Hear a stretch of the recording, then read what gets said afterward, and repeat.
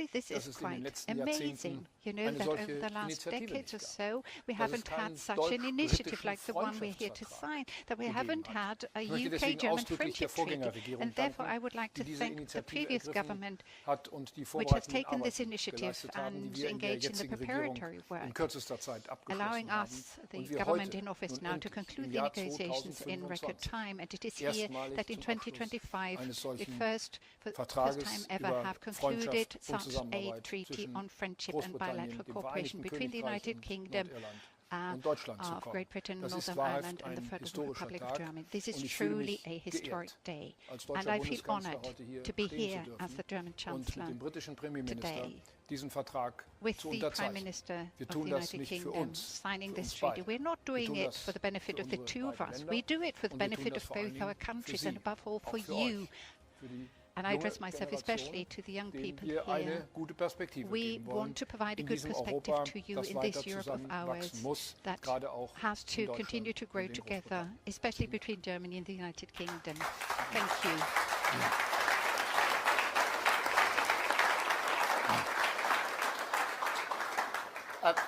Thank you very much, Friedrich. We'll now take a number of questions. I'm going to start with Beth Rigby from Sky News. Beth. Thank you, Prime Minister. Beth Rigby, Sky News. Prime Minister, on Ukraine, President Trump has signalled he's prepared to sell more weapons to allies to send to Ukraine. The Chancellor just referenced that, including Patriot missile systems. Will the UK be involved, and how much of a game changer will this be? And I need to ask you a domestic question, I'm afraid. In 1997, when 47 MPs voted against Tony Blair's welfare plans, not a single one had the whip removed. He, like you, had a massive majority, but unlike you, he just didn't feel the need to punish MPs. Why are you so rattled by this? Doesn't it look weak? And to the Chancellor, if I may, on illegal migration, you're planning to stop people smugglers using warehouses to store boats, which is very welcome. The French have agreed a trial of a one-in, one-out solution. But aren't Britain's problems being exacerbated by European Union failing to properly police its borders? And aren't you also hurting politically at home because of this? And just quickly on Ukraine, do you think President Trump... I know, This is one it's, question for Beth. I know, sorry, I'm sorry. Do you think President Trump is finally seeing President Putin for who he really is? And how much is that going to help Kyiv? Thank you so much. Thank you. Beth, let me take your two first. On the question of Ukraine, obviously we've been working with our allies and with the US for a very long time now, but particularly intensely in recent weeks, to get to the position we're in now, where the President has made it absolutely clear that he wants Putin to move, and backing that up with capability, both military capability, as it were, but also economic as well. That is really important, and we are discussing it closely. We had a long discussion about it. Today we discuss it almost every time we meet. And we are working together on that. Last week, of course, we had the Coalition of the Willing meeting, where we had US representation there, particularly on the question of sanctions. So we are working hard with the US on this. And I think this shows the strength of Germany, France and the UK working so closely together with other allies in Europe, but also working very closely with the US. On the domestic question, look, we were elected in to change this country for the better, and that means we've got to carry through that change, and we've got to carry through reforms, because we inherited a broken economy and broken public services. No government has inherited both of those ever before, and I'm determined that we will change this country for the better for millions of working people. And I'm not going to be deflected from that. Therefore, we had to deal with people who repeatedly break the whip, because everyone was elected as a Labour MP on the manifesto of change, and everybody needs to deliver as a Labour government. This is about what we're doing for the country, and that's why I'm so determined to press forward with the reforms and the change that we need to bring about. Thank you very much. Friedrich. Thank you for brief questions. Have we brought enough time for today? And so I'm free. I have no other meeting today. No. Zuerst zur Ukraine. Let me respond to ich bin sehr dankbar, the dass question Präsident regarding Trump Ukraine first. I'm very in den letzten grateful Tagen indeed that President erneut seine Trump Bereitschaft gezeigt hat, once again der expressed his Ukraine auch readiness mit in the past few Waffen days to weiter zu helfen. continue to assist Wir Ukraine haben by in den letzten providing Tagen weapons. eine Over the last Verabredung few getroffen, days, we dass reached an wir vom agreement europäischen Kontinent und aus Europa making insgesamt sure that from the neue European Patriot-Systeme continent an die new Ukraine liefern und dass Patriot diese systems Systeme would dann be aus den USA heraus supplied to ersetzt Ukraine werden. and that Denn wir these müssen ja will auch unsere then eigene be replaced by Verteidigungsfähigkeit the United States aufrechterhalten. because we Ich gehe too davon have aus, to dass preserve and in maintain diesen our defense Stunden capabilities. So darüber zwischen den I take it Verteidigungsministern that the defense Verabredungen ministers getroffen will werden, be die das dann auch reaching entsprechend technisch arrangements as möglich machen, to was der the amerikanische Präsident logistic side auch of am letzten things Wochenende these erneut hours as we zugesagt stand hat. here so as Zur to make good Einwanderungspolitik on what the Diese President of deutsche the United States Bundesregierung hat einen promised. weiteren Now, as far as Kurswechsel migration vollzogen, policy is nachdem concerned, auch die this government, vorangegangene my Bundesregierung government, bereits has erste taken another Konsequenzen aus step den zu hohen after Zahlen the gezogen previous hat. government Die having Zahlen gehen in taken the Deutschland first two steps, deutlich given zurück. the Wir far haben too im high zweiten numbers of Quartal migrants. Numbers are going down. 2025 In the knapp second half of 50% in the weniger first quarter of Asylanträge 2025, we had als im roughly vergleichbaren Quartal des 25% Vorjahres. less than in the Wir haben same Grenzkontrollen quarter last year. verstärkt. We have Wir wissen increased allerdings, our dass efforts, Grenzkontrollen nur but we know auf that Zeit border ihre controls notwendige Wirkung haben. Wir only wollen den have the necessary Schengen-Raum effect for a nicht limited period of beschädigen. time. We Wir don't want to wollen den damage the internen Schengen Markt, also area, den Binnenmarkt, the single nicht market. beschädigen. Wir wollen We don't den want to freien damage the Personenverkehr, single den market Güterverkehr, either, den the freedom Warenverkehr, of den movement of goods and of Dienstleistungsverkehr persons and of aufrechterhalten. services and Insofern setze ich mich auch transportation. persönlich sehr stark And dafür ein, so dass far, I wir zu personally gemeinsamen try to und do what I besseren can in europäischen order to Regeln ensure kommen. that we can Und diese agree Regeln on müssen die common and Grenzen better der Europäischen European Union insgesamt besser regulations schützen. to Und ich better habe mit protect the external Premierminister borders of Starmer the auch über European dieses Union. Thema And heute I Morgen talked about this to the ausführlich Prime gesprochen, Minister this dass wir hier auch morning. mit Großbritannien eng zusammenarbeiten. Our objective Denn is to die closely Zusammenarbeit, cooperate die with the United Großbritannien Kingdom. und Frankreich in der The letzten Woche cooperation between the verabredet United worden Kingdom and ist, muss France ergänzt that was werden um eine agreed last week Verabredung, has die to be wir auch mit complemented by an Großbritannien, zwischen agreement that Deutschland und we Frankreich aim to gemeinsam achieve treffen. between Wir the wollen three of illegale us, Migration UK, Germany, in ganz France. We Europa want to drastisch stand up and zurückbringen. Und wir drastically sind auf einem reduce guten Weg, illegal aber wir sind noch nicht am migration in Ziel. Europe. We are on a good path, but we haven't reached Beth, the let me just target add yet. to that last answer, if I may, because I'm really grateful to the Chancellor for leading on this in relation to the change in German law, which is hugely important to us. As you know, we're determined to intervene at every stage of the journey that is made to bring down those that are running this vile trade. Last week, we obviously dealt with what's happening in the north of France in relation to maritime tactics and our ability to return people through the returns agreement that we agreed last week to France.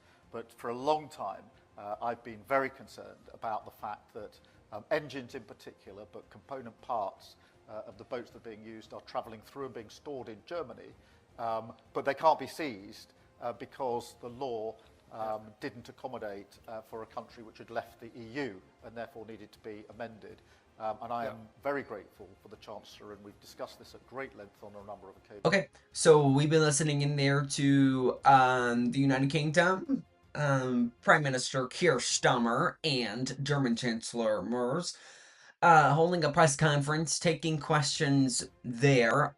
We are going to continue monitoring that as that continues to be ongoing there in the United Kingdom. That comes after the German Chancellor is visiting UK right now. So we'll monitor that. There is also this news that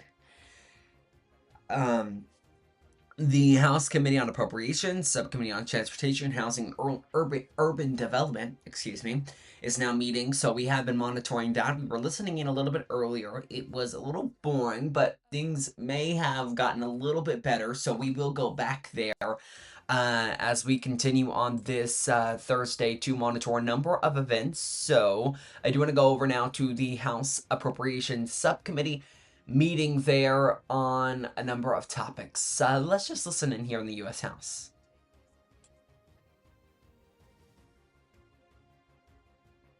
Mobile home parks that we have are deteriorating to a point where it doesn't even look like America anymore.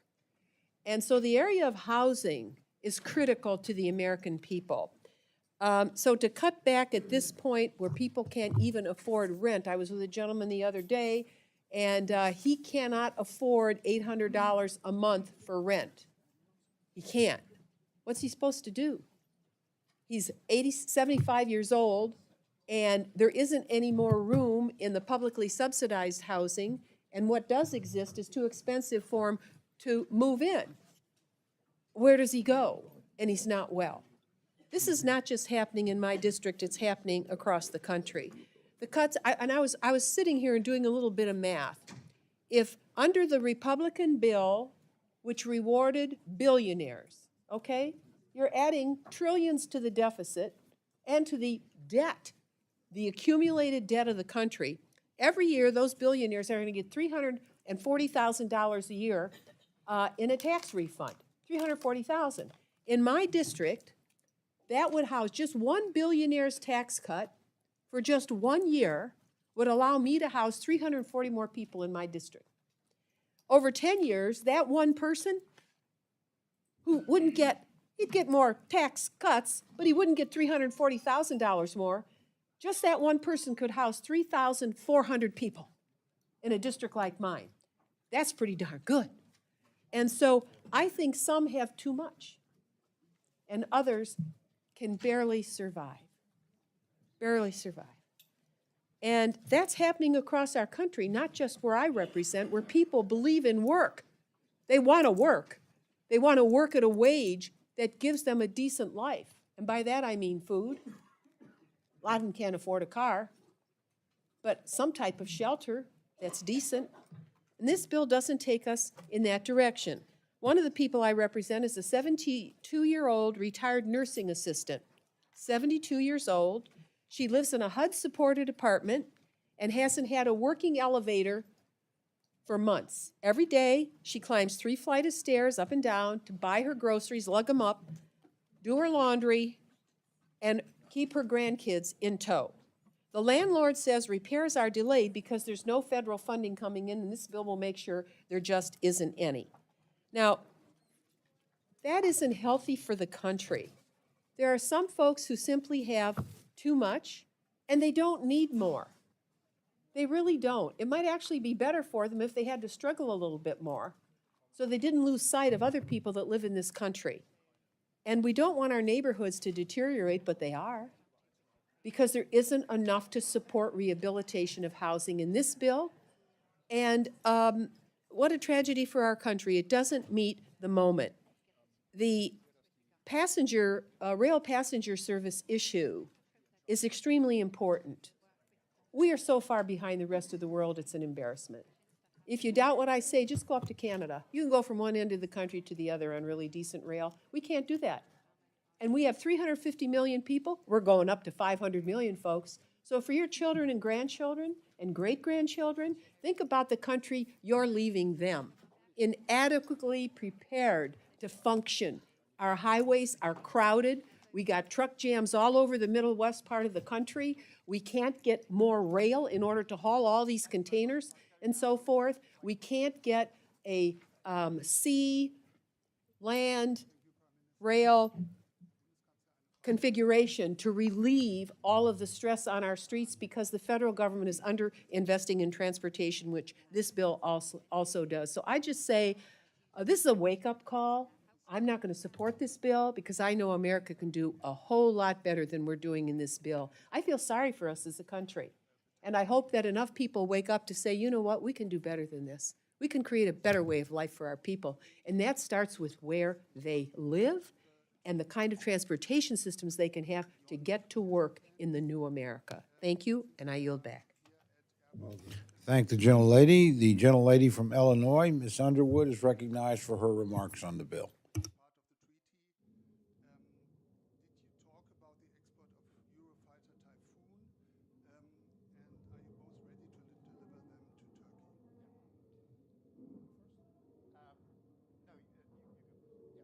Thank you, Mr. Chairman. I rise today in strong opposition to the fiscal year 2026 Transportation, Housing, and Urban Development Appropriations Bill. Families in Northern Illinois are in a cost of living crisis. The price of rent is through the roof. Actually buying a home feels more out of reach than ever. And working people are paying more and waiting longer to get work and back home every day. We heard Republicans talk endlessly about inflation and the cost of living before the election, but what have they done since? Nothing to lower costs, nothing to help families, nothing to make housing more affordable or transit more reliable. Instead, they push through their big ugly bill, which gives tax breaks to the same corporations and private equity firms that are driving up the cost of housing and construction. And now the bill before us today continues the Republican agenda of stealing from the poor to give to the rich. The bill cuts nearly $1 billion from effective data-backed housing programs. While rents skyrocket, Republicans are gutting the very programs that help the lowest income families keep a roof over their heads and pushing more families into homelessness. These policies don't just ignore the housing crisis, they're fueling it. This bill also includes more poison pills that once again do nothing to help families in Northern Illinois. This bill includes language to block HUD from building energy-efficient housing. It also strips away basic protections for tenants, making it easier for families to be evicted in violation of their rights. And the transportation cuts in this bill are just as harmful. Families in my district rely on Metra every day to get to work, pick up their kids, and get downtown without sitting in hours of traffic. Yet the bill we're debating today cuts federal funding programs that Metra uses to improve service, capacity, and reliability by 98%. This means slower trains, longer wait times, worse service, more traffic on our roads, and more pollution for everyone. Guys, this is so terrible. Republicans are also slashing Amtrak, another essential service for Illinois families, especially in rural towns like Mendota, where Amtrak is a lifeline. These communities will be hit the hardest. But once again, the Republican answer to popular government services is cut it, dismantle it, give it away to big corporations who will charge us more. Republicans will tell you this is about cutting waste, but the truth is this is about taking resources away from working families so that they can hand the reins to their billionaire friends who want to keep making money off of public services. Families in my district and across the country deserve safe, affordable housing and reliable, efficient public transportation. They deserve a government that will show up for them, not one that guts the programs that they rely on. With this bill, Republicans are once again failing to address the cost of living crisis that is crushing families in Northern Illinois. I urge my colleagues to reject this cruel, out-of-touch bill, and I yield back. Thank the gentlelady. The gentlelady from New Jersey, Ms. Watson Coleman, is recognized for her remarks on the bill. Alrighty, so I do want to take this quick pause in the committee break to let you guys know we are monitoring a number of other stories, including this Future of Army event and the Stormers presser. We were listening into that a little bit earlier as they continue to take questions here. We are going to take this time, though, to take a quick commercial break. Our coverage will return in just moments.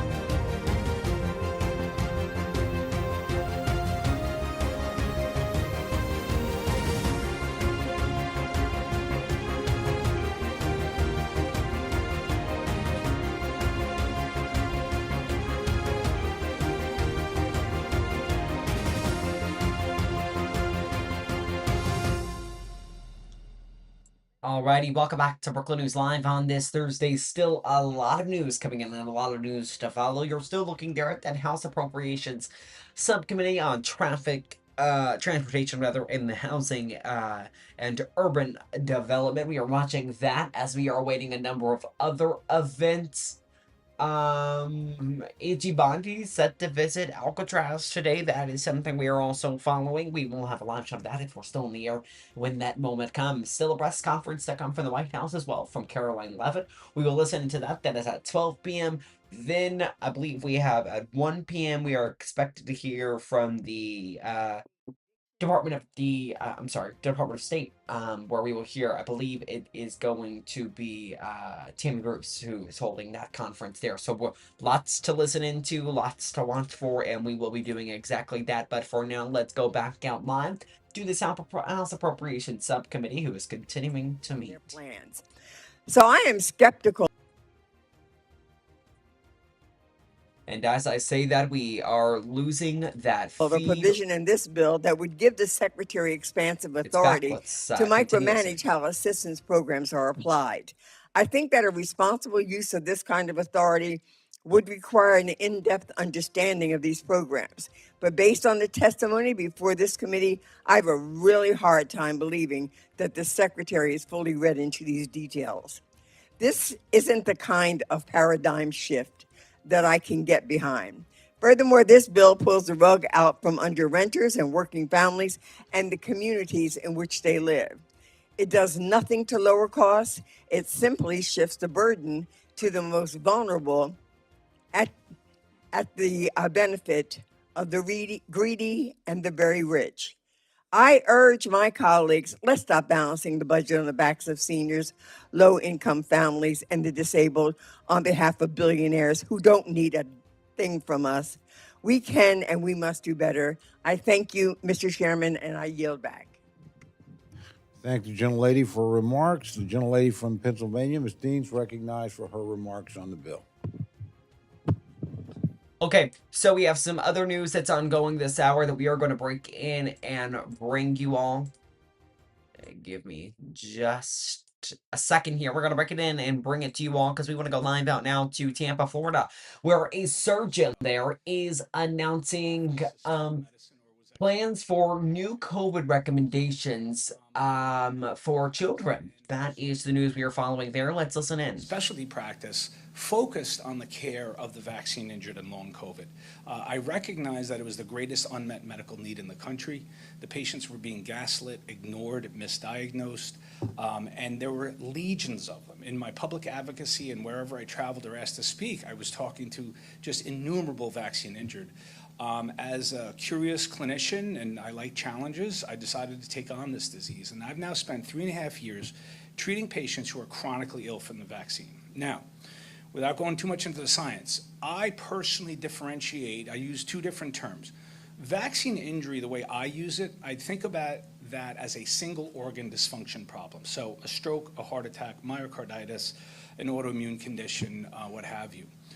When I use the term post-vaccine injury syndrome, that is a constellation of symptoms. And although we know this syndrome called long COVID, and we're only beginning to recognize long vax, I will tell you that is what my practice specializes in. Those are new terms for an old syndrome.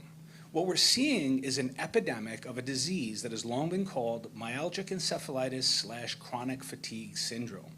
There's 3 pillars to that diagnosis, and they're all clinical. There are no tests for this syndrome, but it's patients who present with this constellation of fatigue, post-exertional malaise, and some sort of cognitive dysfunction that we sometimes use brain fog. That's not the only thing, the 3 things they come with, but those are generally present in any patient who comes to see me. They have a whole side menu, a side list of other symptoms from sensory neuropathies, motor neuropathies, cranial symptoms, headache syndromes, tinnitus, vertigo, inflammatory syndromes, but the core is that. And the Mayo Clinic called that out in 2021 in regards to COVID, that they were seeing unprecedented rates of ME/CFS. Historically, ME/CFS has always been associated with infections. Most common is EBV or mono. Lyme disease can do it, mycoplasma can do it, but with COVID, it's immense. And here's what I want to tell you, that in my practice, We treat long COVID and long vax. 70% of the patients in my practice became ill after the vaccine. They are long vax. The vast majority of what this rest of science in this country is calling long COVID is actually long vax. And how do I know the difference? Very easy. It's called temporal association. If someone's symptoms present within days to weeks of COVID, long COVID. If it presents within days to weeks or sometimes minutes to hours of the vaccine, it's long vax. It's not that complicated to know what the trigger was. And they both share pathogenic insults, which is this spike protein. And the sadness, and I'll try to wrap up because I don't want to go too long, but the sadness is in my first year in practice, I think the value that I brought to the patients is I listened to them. They understood that I understood them. I wasn't gaslighting them. I knew what was wrong with them, or I knew what caused their illness, and I was willing to try to treat it. 3.5 years later, I think the value I bring is immense clinical experience using a diversity of therapies where I've been able to mitigate much of their suffering and return quite a bit of functioning. Many of them became disabled. And when I say that is so many of my patients, when you take their history prior to their illness, they will report that they ate well. They were absolutely successful in their careers. They liked to exercise and stay fit. They were raising their children. And now they found themselves barely able to get out of bed in some cases. Or if they do, they immediately get fatigued and they're back in their house, and a lot of them are housebound. They cannot work anymore. They become financially unhealthy. So the amount of kind of ways in which they get sick is immeasurable. It's not only physical, it's financial, it's sexual, like with their relationships, it's occupational, they can't work. And so I see these multiply disabled patients who are really enjoying like the peak of their lives and now are decimated. And it's an endless sadness, but I'm very proud of the work I've done with myself and my colleagues. We've helped innumerable of them, but it is the most complex and idiosyncratic disease that I've ever encountered, and I hope to continue that work. And so I want to second that call that Dr. Ladapo just made, is that I've been doing this like hook and the crook, like a gumshoe detective trying to figure out how to help these patients. But I'd love for the government to back us up and find really good research that can help understand the disease better, select therapies better, in order to mitigate the immense suffering that I see on a daily basis. So again, I'm really appreciative and grateful that you asked me to come, Joe. Dr. Walskog. Oh, I'm supposed to introduce my colleague, Dr. Walskog. He's been a longtime friend and colleague now. We met in COVID. We both worked in Wisconsin together, and just as I talked about my experiences, I will say that Dr. Walskog, he's been involved in really attending to supporting the vaccine injured, not only promoting research, but also financial support. In fact, part of your early fundraising was devoted to paying for the care of many of the vaccine injured, and he's since gone on to do lots more things and working on changing policy. And so I appreciate his organization that he co-founded, which is React 19, and everything that they're doing. And so welcome to Dr. Joel Walskog. Thank you, Pierre. And thank you, Dr. Ladapo, for the invitation to speak today at the press conference here to discuss the removal of the COVID-19 shots in pregnant women and from the childhood immunization schedule here in the United States. Let me be clear. The COVID shots should have never been authorized in children and pregnant women, even in emergency use. As a physician, as a person who sustained an adverse event to the Moderna COVID-19 vaccine, or I should say shot, and as co-chairman of React 19, which represents almost 40,000 Americans, I am hopeful that I can provide you all with some unique perspectives in the development and the safety of the COVID shots. I enjoyed a successful orthopedic practice in Wisconsin for 19 years. On December 30th of 2020, I received my one and only Moderna shot. Within 1 week after this injection, I developed problems with my legs, including weakness, numbness, and loss of balance, leading to numerous falls. I was diagnosed with transverse myelitis. All my providers did not even recognize the association of the injection. Since my original diagnosis, I've also been diagnosed with autonomic dysfunction and an unspecified immune disorder. I was forced to medically retire. I am now co-chair of React 19, which is a science-based, non-political, nonprofit organization that represents Americans seriously injured by the COVID-19 shots. Our mission is to provide the injured community with financial, physical, and emotional support. I am here today to express my profound concerns regarding the development and safety of the COVID-19 shots, particularly in children and pregnant women. In 2021, the American public was reassured that the clinical trials were rigorous, with required oversight by our federal health regulatory agencies. We were also reassured that the rollout of the shots was carefully managed. We were repeatedly told the shots were safe. Growing evidence paints quite a different story. The process was undoubtedly rushed. Safety data was withheld or in certain instances altered. Maddie DeGarry, many of you may know her story. She was injured during the phase 3 Pfizer trial. She was 14. That was at Cincinnati Children's Hospital. She's 17 now, still in a wheelchair and using a feeding tube for nutrition. She has been gaslit by almost all of her providers in Ohio, and she's currently actually up in Jacksonville rehabilitating through the Ronald McDonald House. If you review that phase 3 clinical trial data about Maddie, her symptoms are basically reduced to a stomachache. And of course, not related to her Pfizer injection that received as part of the phase 3 clinical trial. Reporting systems such as VAERS and vSafe have been dismal failures. Are such reporting systems deficient by design, is one of my questions. Are regulatory agencies such as the FDA publicly supported and openly promoted the experimental countermeasures in an obvious conflict of interest to its mission to protect Americans from drugs and medical devices? Regulatory norms were ignored. Instead of requiring pharmaceutical companies to prove the product was safe and effective, the COVID-19s were assumed to be safe and effective, with follow-up data sometimes as short as 2 weeks. These products were given to pregnant and lactating women, as well as children, with no long-term safety data. This decision to do that is counter to hundreds of years of medical dictum not to use experimental products in pregnant and lactating women and in children. I say all this to you today not to relive the past. I choose instead to admit the things we could have done better. I choose to focus on science and not polarizing, rhetoric. In React 19, we often say we've had negative reactions, but we seek positive actions. Science is rarely settled. Scientific conclusions can be changed with new information.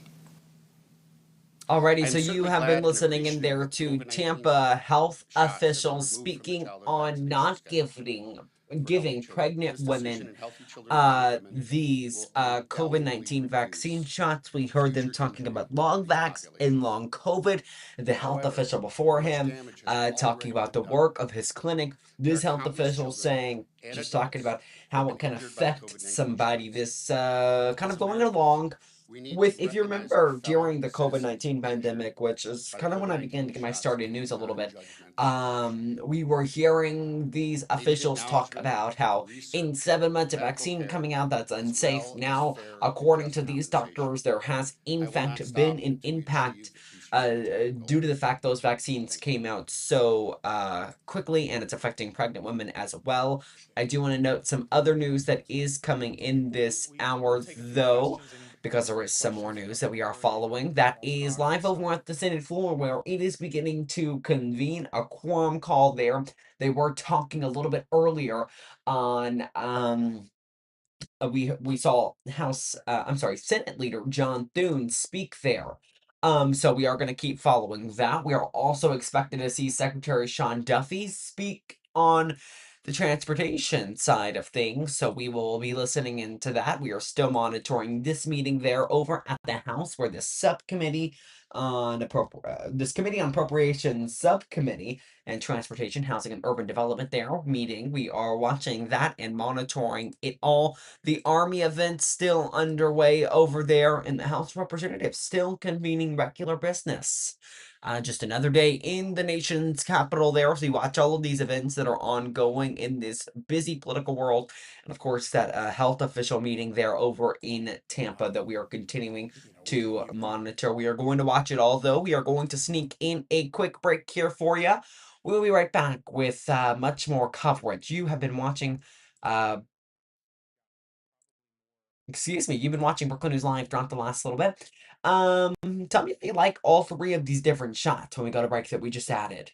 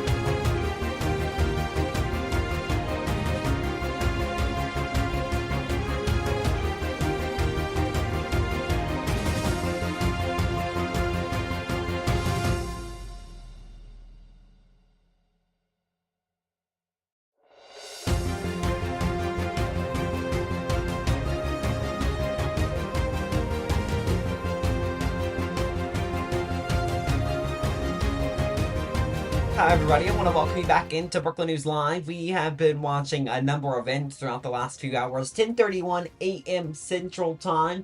The next big event is the White House press briefing, expected to happen around 12. We're going to be watching for that when that comes. But for now, we are also monitoring this event.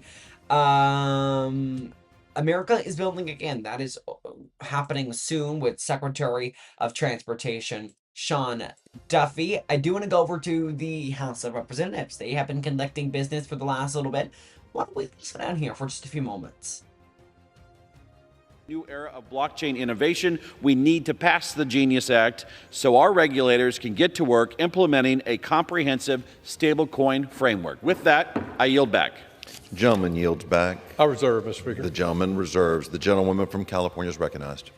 I request unanimous consent to enter the following letters from organizations who oppose this terrible bill. The AFL-CIO, who is scoring this vote. Americans for Financial Reform, who is leading 78 investor, consumer, religious, and civil rights groups, and public citizens. With that, I reserve the balance of my time. Without objection, the gentleman from Arkansas. Thank you, Mr. Speaker. I yield 1 minute to the gentleman from New Jersey, a distinguished member on the House Financial Services Committee, Mr. Gottheimer. The gentleman from New Jersey is recognized. Thank you, Mr. Speaker, and I rise in support of the Bipartisan Genius Act. This legislation builds on the bicameral negotiations that Chairman Hill, former Chairman McHenry, Chairman Stile, and I, and so many others have worked so hard on for the past years. The Genius Act is smart bipartisan legislation that backs stablecoins through U.S. dollar on a one-to-one basis and allows states to make future safeguards to further protect consumers. The Genius Act, as I said, protects consumers and gives clear rules of the road to allow America to lead the way in a space that is key to our economy. It cracks down on illicit finance, helps counter bad actors, and reinforces the global strength of the dollar, all while lowering the cost of payments and making transactions happen in just seconds. The bill has already passed the Senate in a strong bipartisan way.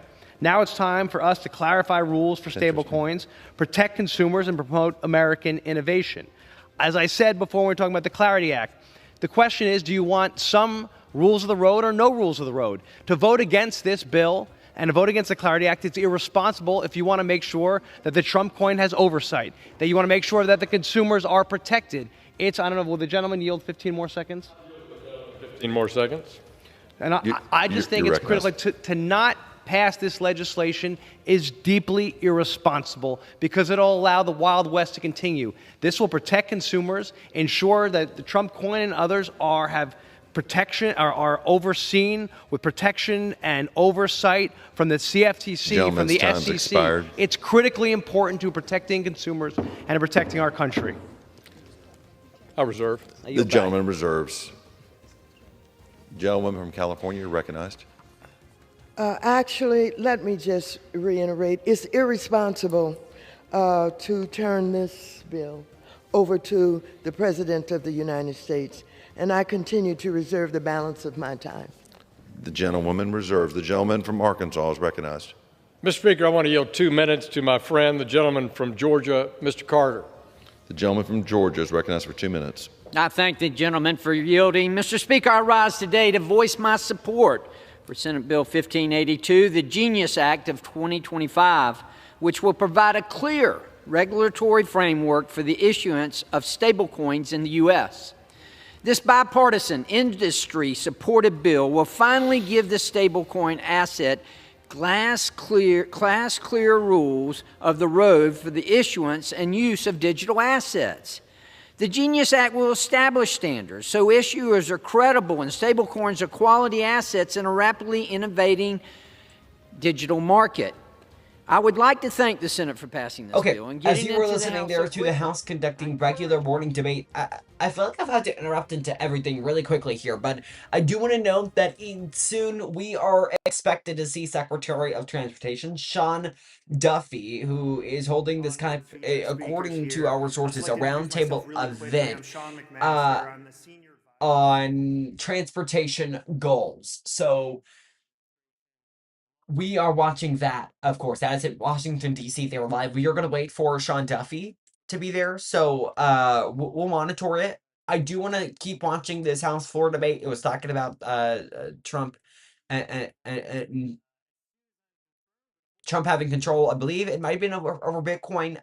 Not completely sure here.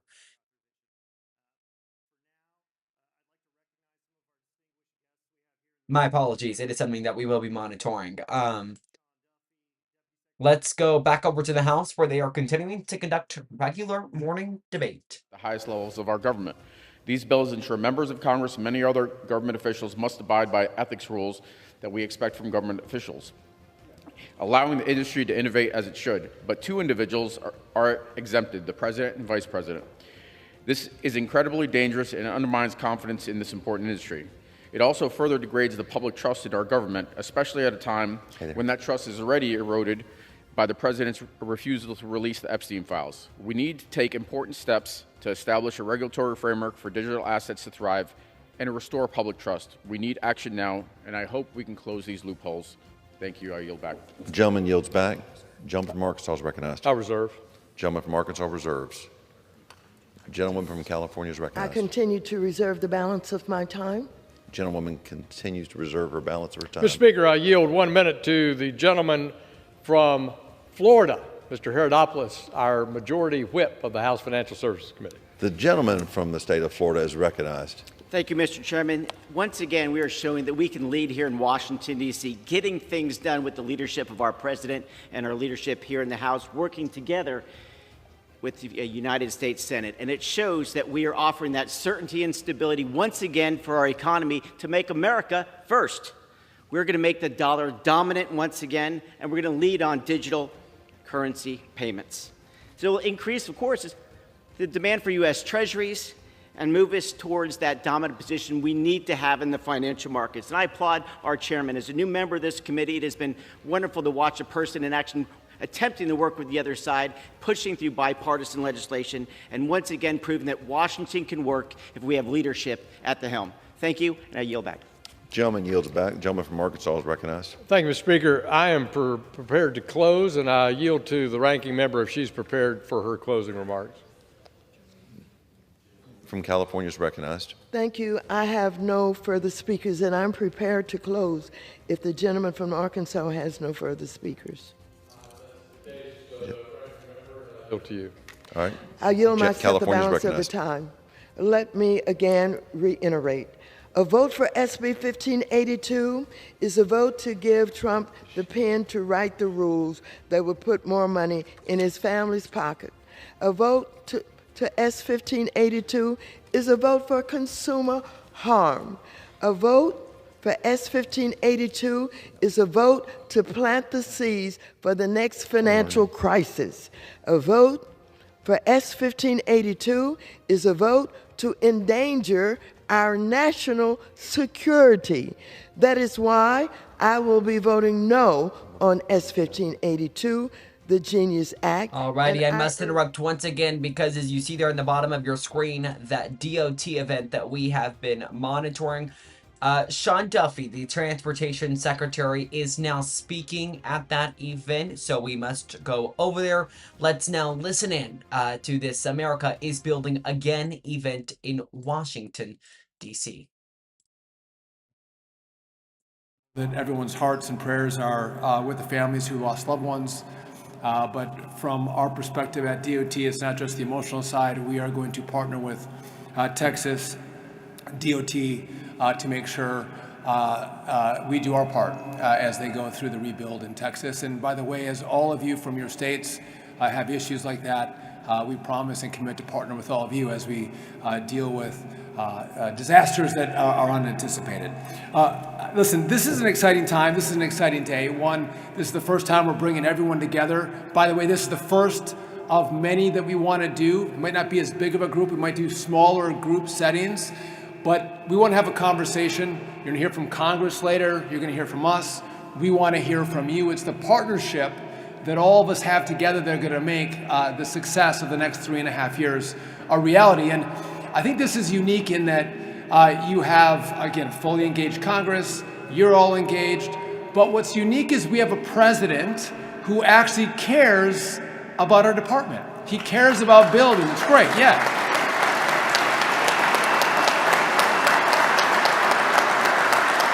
And I'll tell you, when he called me to give me the job, he was talking about product that goes into roads, how much it costs, what we have to do to improve it.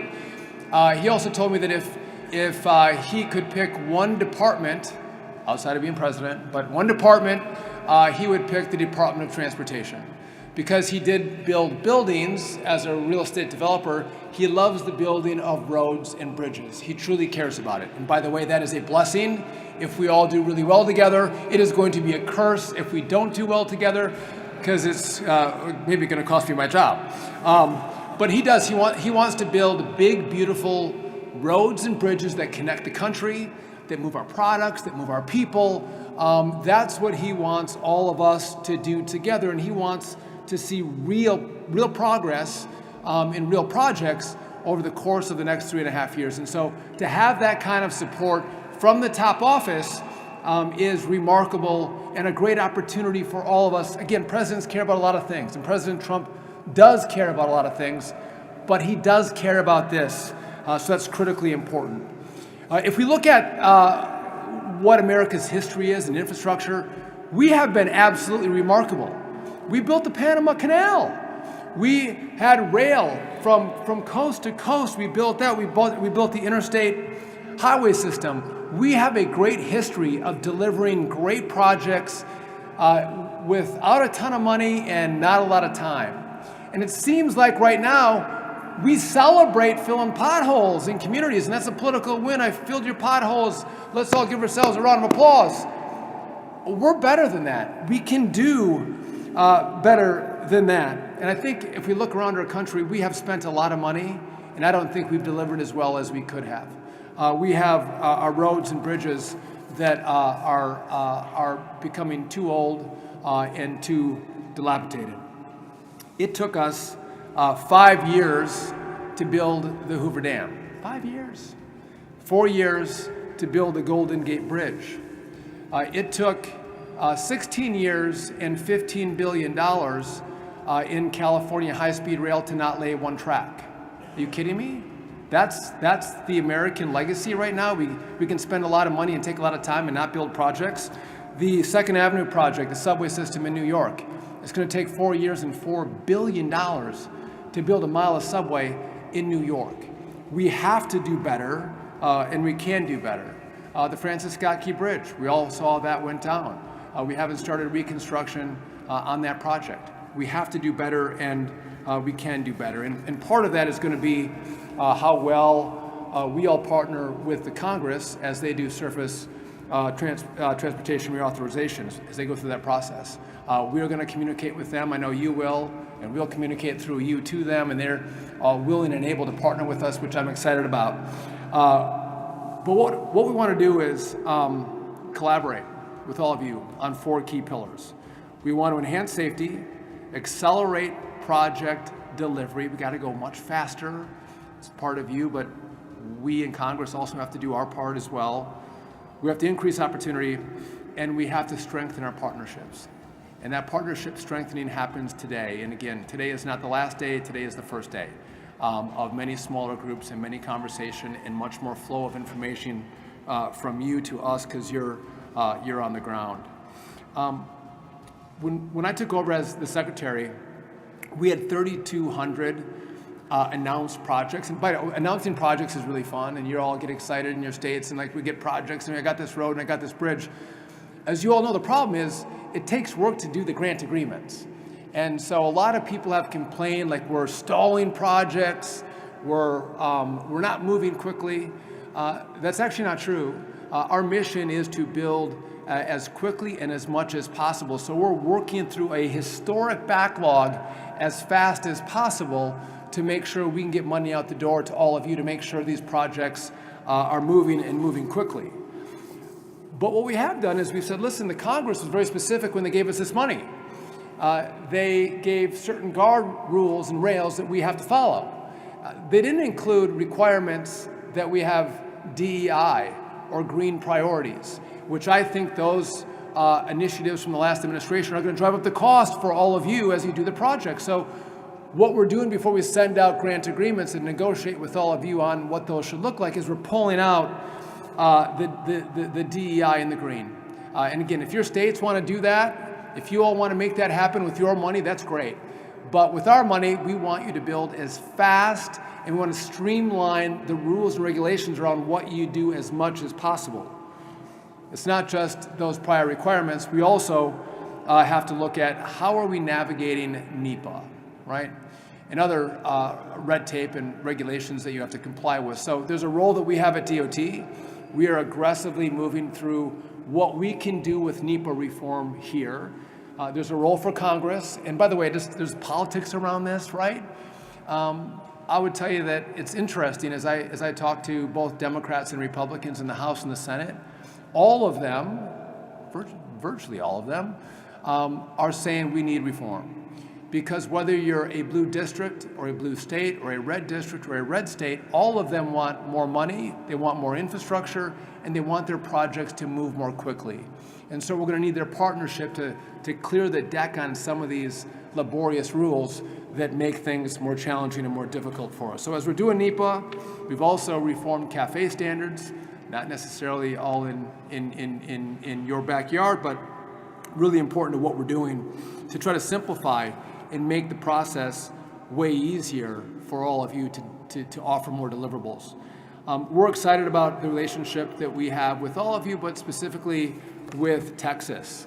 So we are trying to simplify and enhance our relationships with states so they can assume responsibility for environmental reviews under NEPA.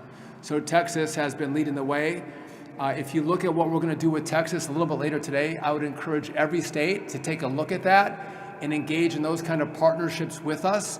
Again, we think that many times the states can move faster than we can at DOT, and so if we can give you more authority with some of these dollars, all of us are going to be better off. And so we're committed to those kind of relationships and innovative thinking on how you can spend money better and deliver quicker for your communities.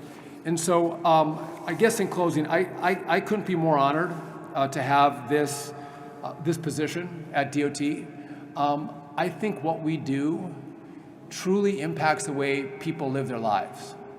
How fast they get to work or from work, what kind of congestion do they have? Are their planes delayed? Are they canceled? How people move, and we saw during COVID how products move, depend on how well we execute and deliver on the money that the taxpayers have given us. And so we are truly in a space that impacts people's lives. And I think we can do a better job together. And I don't know that there's always, again, this flow of information from you're on the ground. You're the smartest people in this space. We need to take your ideas, so we need your partnership. And that's what this is about today, is the partnership that we are going to build together and communicate back and forth from us to you and from you to us. And again, I want to thank you all for being here. I want to thank you for all your engagement. I couldn't be more excited about what we're going to do, how we're going to deliver, and how we are going to engage and deliver the golden age of transportation to America with all of us working together and partnering together. And with that, thanks for being here, and I look forward to all the work we're going to do today and in the future. God bless you, and thank you so much. Alrighty, you were just watching Secretary of Transportation Sean Duffy there in Washington, D.C. I do want to go straight to another event that we are monitoring this hour, and that is over in Ochoape, Florida. I believe I'm pronouncing that correctly. This is via KGO, their airplane there. So you are watching a Coast Guard vessel there, but we are watching where Attorney General Pam Bondi, excuse me, my apologies, where Attorney General Pam Bondi is set to tour Alcatraz. That is said to be happening right now at this hour. That live shot there, according to a helicopter up in the sky. KGO, they're monitoring that event. We are watching there live as that is ongoing, and we'll continue to monitor this. If we have a sighting of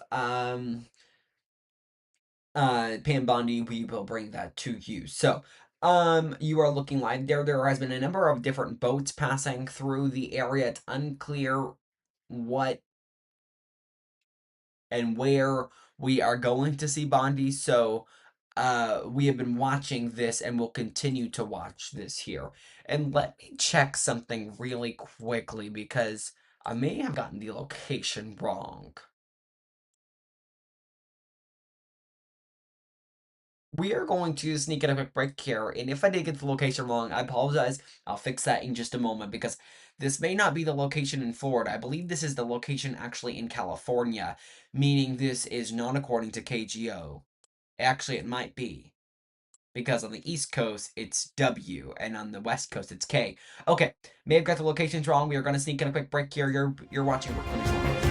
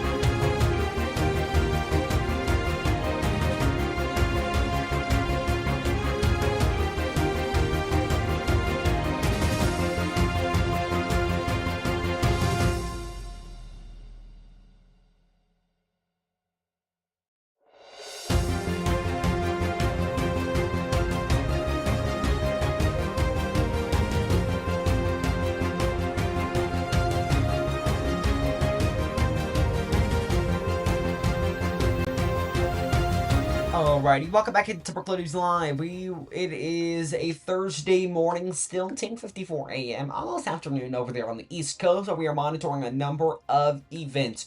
The big event there we are monitoring is now Attorney General Pam Bondi is touring Alcatraz. That was said to happen here in just a few moments, but it appears it might be happening now. That is KGO there in San Francisco, California, and I was correct just a moment ago where I messed up the location and the timing, but we fixed both of it, so my apologies for doing that, but it has since been fixed. You are looking at a helicopter sky view there, where we will monitor this throughout the afternoon. We'll see. Maybe we'll hear remarks. We'll see.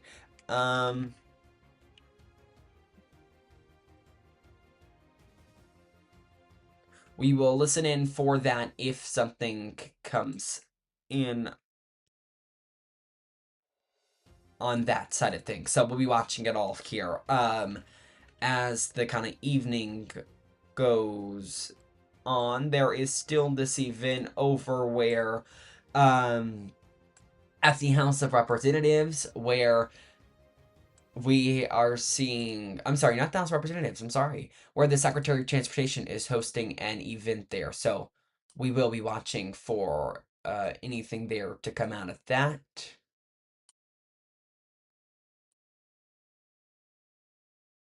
Give me just a second, you guys. Fixing a few things. Let me put this in here.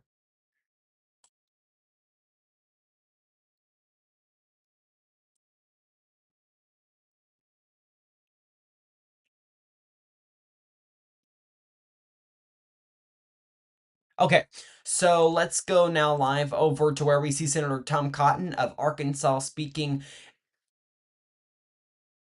I think this is Josh Hawley, actually, the Republican from Missouri speaking. I'm sorry for misidentifying those two. We will...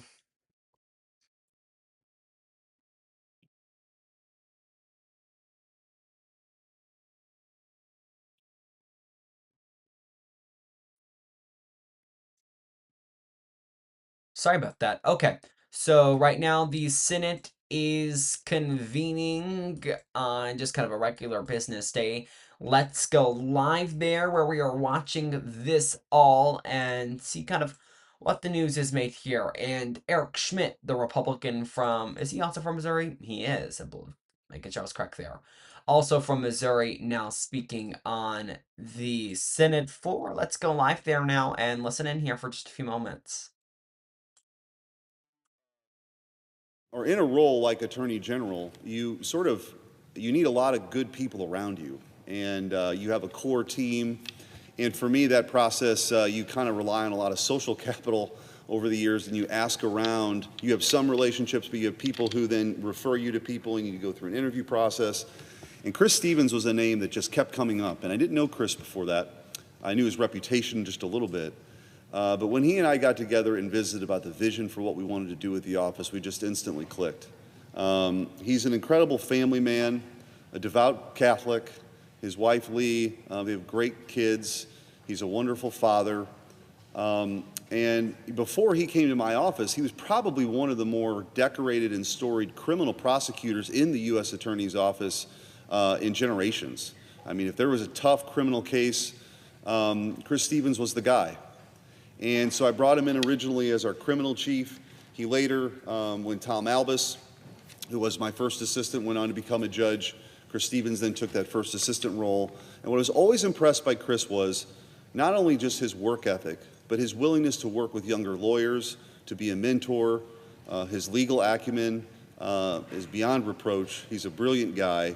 He's going to do an incredible job on that court. And I'm just so proud for him and his family today as this vote happens, and he will ascend to that really important role, a lifetime appointment, and will do the business of the people on that bench.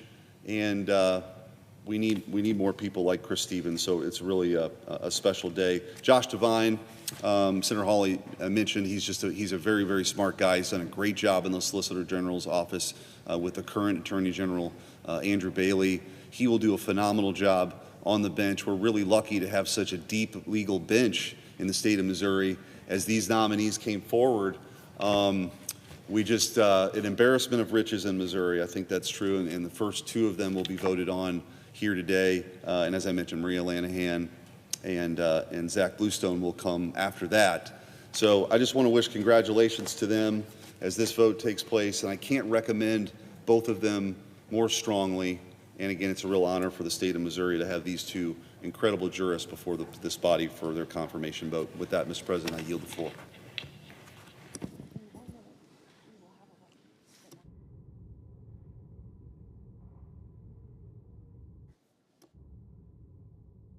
Okay, let's interrupt here for just a moment here. You're looking live there in the Senate. 1 second, I'm trying to get my feeds correct. And boom, boom, boom. Done. Okay, let's go live over to the House floor, where a number of votes on important legislation is expected to happen. Later this afternoon, we are going to see the House vote on its cryptocurrency bill, cuts to public media like NPR and PBS, and Foreign Aid. That's all expected to happen a little earlier.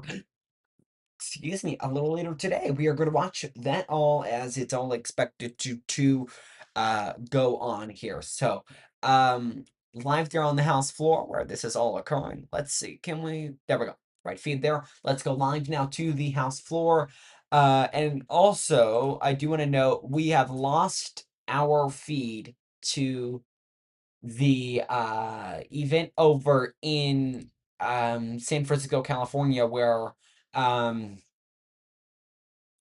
A.G. Bondi was touring the Alcatraz. And that was, to my knowledge, the real Alcatraz, essentially, where they call Florida's Alcatraz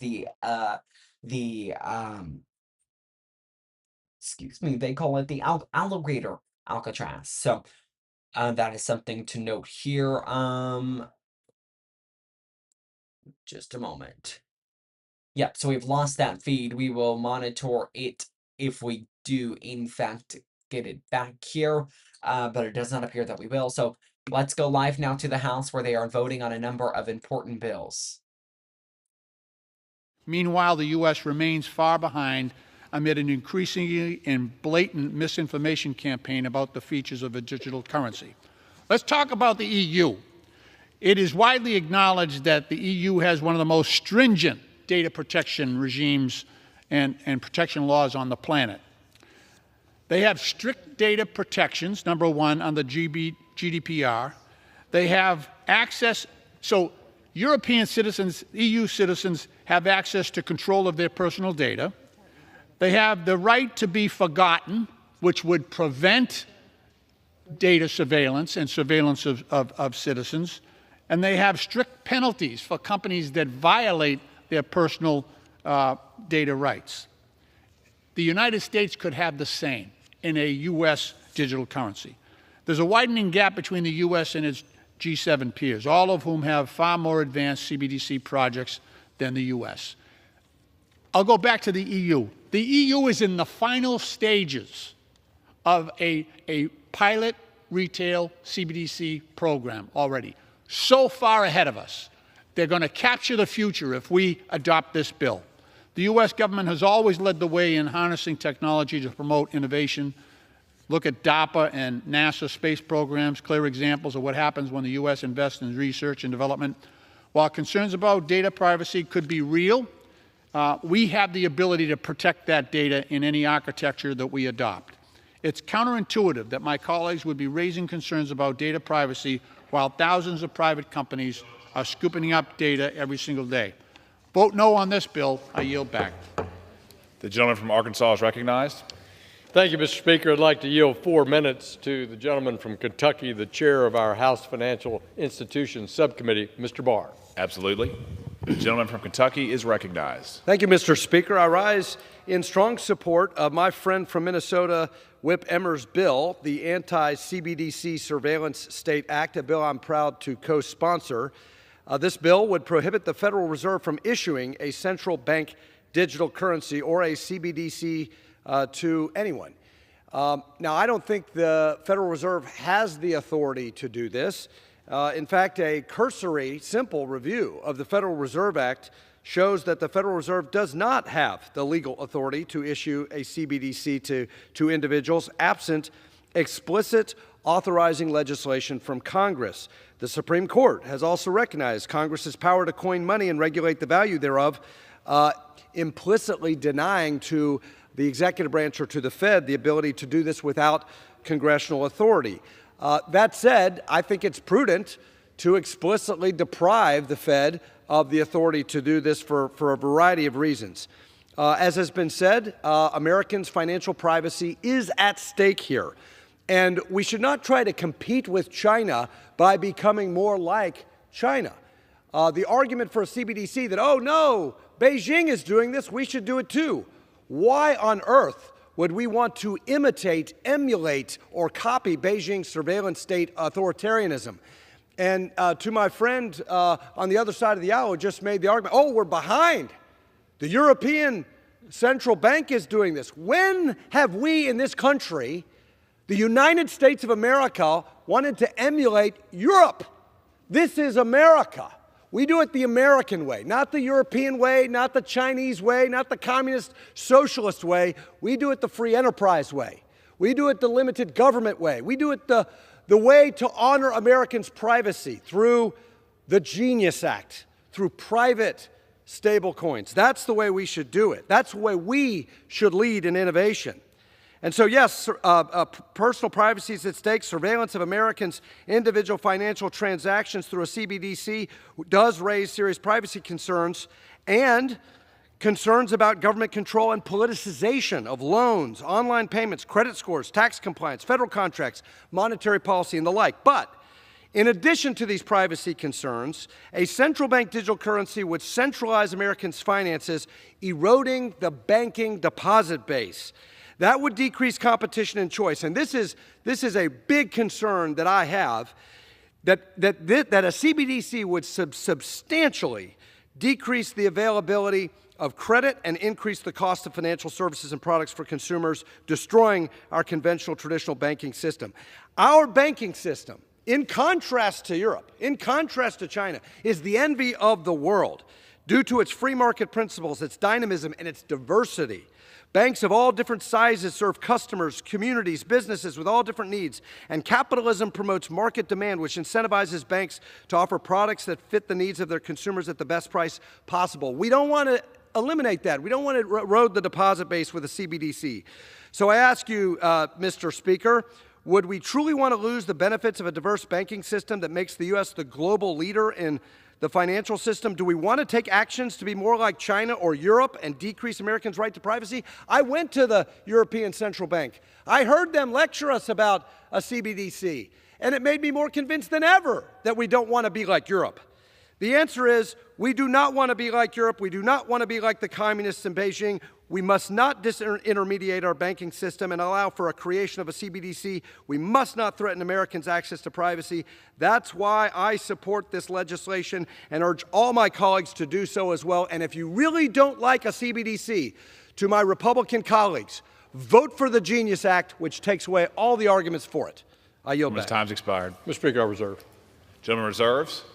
The gentlelady from California is recognized. Thank you. I now yield 3 minutes to the gentleman from Connecticut, Mr. Himes, who is also the ranking member of the Permanent Select Committee on Intelligence. Thank you, ma'am. The gentleman from Connecticut is recognized. Thank you, Mr. Speaker, and I thank the gentle lady from California for this opportunity to speak, because this is one of the most ignorant things I have seen this House produce in a very, very long time. And it stuns me, frankly, that my good friends, Congressman Hill and Stile and Barr, are associating themselves with this bill. Let's be super clear about this.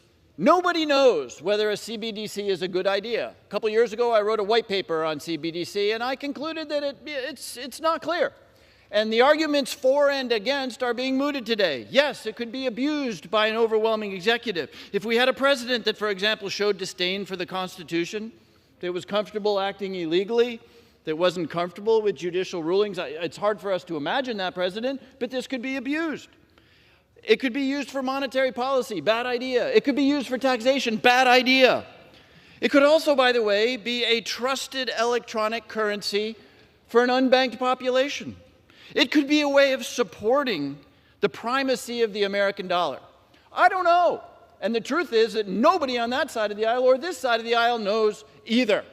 But we're going to forbid any inquiry around this to figure out whether it's a good idea or a bad idea. We're going to say you can't even research it. Stunning definition of ignorance. Imagine if we had said electricity is scary 100 years ago. It can kill you. It's produced by burning coal, which is dangerous. So we're going to not research electricity or atomic power or the automobile. Tens of thousands of Americans die every year because of the automobile. We don't know, and the majority says, let's not learn, because they have some ideological fixation that, frankly, I don't understand. 200 years ago, the private sector, which my friends on the other side of the aisle hold up, had issued currency. It was called scrip. Companies and banks issued their own currency, and this country learned that that was a terrible idea, and that, in fact, the central bank should issue currency, which is one of the reasons we are who we are today. So you might give the CBD at least some benefit of the doubt instead of being ignorant about whether we want to know the truth. We need to stop this.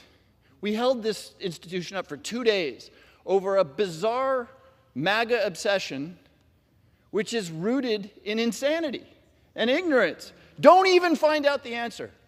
The ranking member said that this is, like a boy who is hiding from the truth. I have another metaphor. This is like a young 5-year-old who's angry and covers his eyes and ears and believes he's invisible. Imagine just my good friend Andy Barr saying, we're not like China, we're not like Europe. What if there's a sterling or the gentleman's time has I expired. yield to the gentleman an additional minute. I thank the ranking member. The gentleman is recognized. For all the rah-rah patriotism, think about this. And again, I'll acknowledge that we don't know if this is a good idea or a bad idea, and we ought to find out. But let's imagine that the European Union, which Mr. Barr wants to dissociate with himself with, puts out a CBD that picks up real usage. Now all of a sudden we have a threat to the dollar because we're still handing around pieces of paper because the Republican majority said we shouldn't even research something that may or may not be a good part of a modern 21st century economy. Come on, guys. Don't go with ignorance. You're too smart for that. Don't risk putting us behind on something that could be really important to the future of the American dollar. Vote no on this ignorant bill. I yield back. Gentleman yields. The gentleman from Arkansas is recognized. Thank you, Mr. Speaker. I want to yield 3 minutes to the gentleman from Ohio, Mr. Davidson, who is the chair of our National Security Subcommittee. Thank you, sir. Mr. Davidson, you are recognized. Thank you so much. Central bank digital currency poses an existential threat to Western civilization. It's essentially, at its heart, communist banking. Elizabeth Warren, Sherrod Brown, and Democrats in the Senate didn't walk around Omarova to be confirmed as a bank regulator because they were opposed to communist banking. They want it. And that's what central bank digital currency is. Our colleagues on the other side of this debate act like we need to study communism a little harder to figure out whether it works or not. We've got plenty of evidence. It doesn't work. Central bank digital currency inserts government between you and your money. The government, another word for central bank digital currency is programmable money. Well, who does the programming? The central bank. They can condition your access to your own money with whatever parameters they put in place. They can filter transactions. They can even set them to expire. And monetary policy wonks in the communist banking world think this is a feature, not a flaw. They think that they could set your access to your money to expire, that it would be a better future. Every dystopian fiction that I have found, Brave New World, 1984, says this is the future of money, that it's corrupted into a tool for surveillance, coercion, and control. And frankly, our own current banking systems crept too close to that. We need to turn the other direction. And the market's telling us that. That's why cryptocurrency was invented, frankly. That's why it's so popular and it's a growing asset class. We need to say no to this, and we need to protect what the market is telling us consumers want. And we tested this under the Biden administration. They decided that they were going to spy on your bank accounts if you had $600 in your bank. And the public said, whoa, what? Why are you spying on my bank account? And in a communist world, they say, well, if you have nothing to hide, then why should you have anything to fear? But that's not our way of life in this country. The Fourth Amendment doesn't say that. It says if you have probable cause, and only then you get a warrant. Here, you build in the surveillance into the program. And look, I get it. If all men were angels, this would never be abused, but we know they're not. We've seen massive abuse in our own country, but in Canada, we saw Trudeau, a fellow traveler on the communist Long March, want to ban people's access to their own bank accounts because they were protesting his COVID policies at trucker rallies. This is very easy to do when you have programmable money. We need to say no to this. It is an existential threat to our way of life, and ideally we would do it at every opportunity. I urge all our colleagues to vote for Mr. Emmer's bill and stop this threat to our way of life. I yield back. Gentleman yields. I reserve, Mr. Speaker. Gentleman reserves. The gentlelady from California is recognized. Thank you. I now yield 3 minutes to the gentleman from California, Mr. Sherman, who is also the ranking member of the Subcommittee on Capital Markets. The gentleman from California is recognized.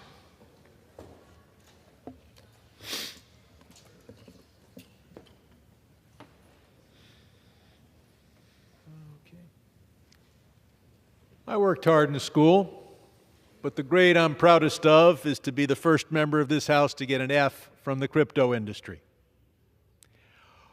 Article 1, Section 8 of the U.S. Constitution says that it's the federal government and Congress who should coin money and determine the value thereof. But our Republican friends tell us that that means that the federal government should be stuck with 1776 technology while the competitors of the dollar race forward in the 21st century.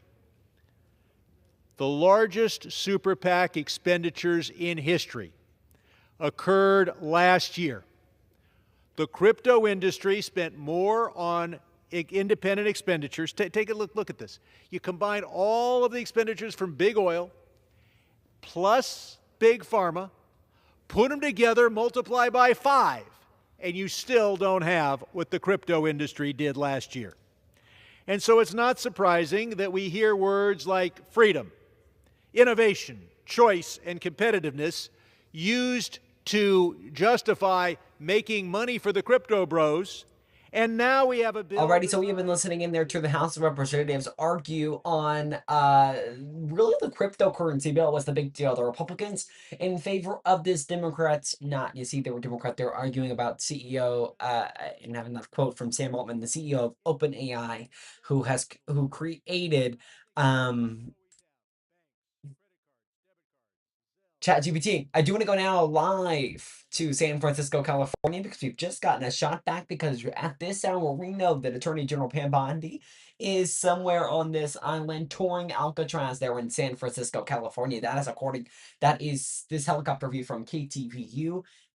They are in San Francisco. So we are watching that as it is all ongoing. That news chopper there zooming in. It's unclear. I don't think we're going to hear anything from Bondi. At least I don't even know if the public's even allowed on this island. Let me look that up.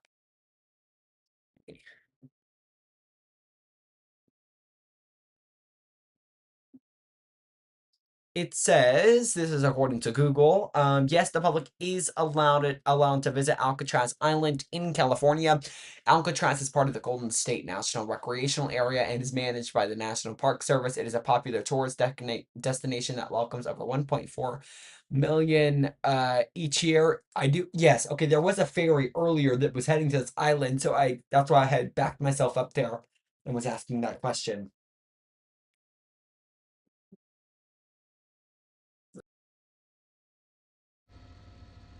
It doesn't look like there's any audio coming from this. It's just a helicopter shot there in San Francisco. So we will continue monitor this. We are also watching actions continue in the Senate.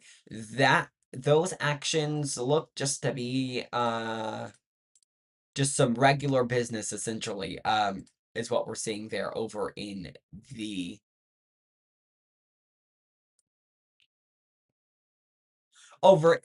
Senate. My apologies there. Let's go live over to the Senate. Nothing too crazy, it appears, to be going on there. Motion to invoke cloture on nomination of Joshua M. Devine, Missouri. Yes, so that is what we were hearing from Missouri senators earlier, talking about electing or voting in favor of some judges. Okay, I do also want to go over to the White House, where we are expecting a 12 p.m. 12 p.m. press conference from Press Secretary Karine Jean. That was Biden's press secretary. My apologies. I'm so used to saying that. From Press Secretary Caroline Leavitt. My apologies. So many names in the head. You got to remember when you cover politics. So 12:20 now on the East Coast, 11:20 here in Brookland. Meanwhile, it's only, 9:20? Let me check. 9:20 a.m. over on the West Coast. We are monitoring this all, and we'll continue to monitor this event over in San Francisco, where we have been watching for possibly an appearance of Pam Bondi as she is touring Alcatraz today. It's said that is happening right now. My apologies there. We are going to sneak in a quick break, though. You have been watching Brooklyn News Live throughout the last little bit. See you in a few moments.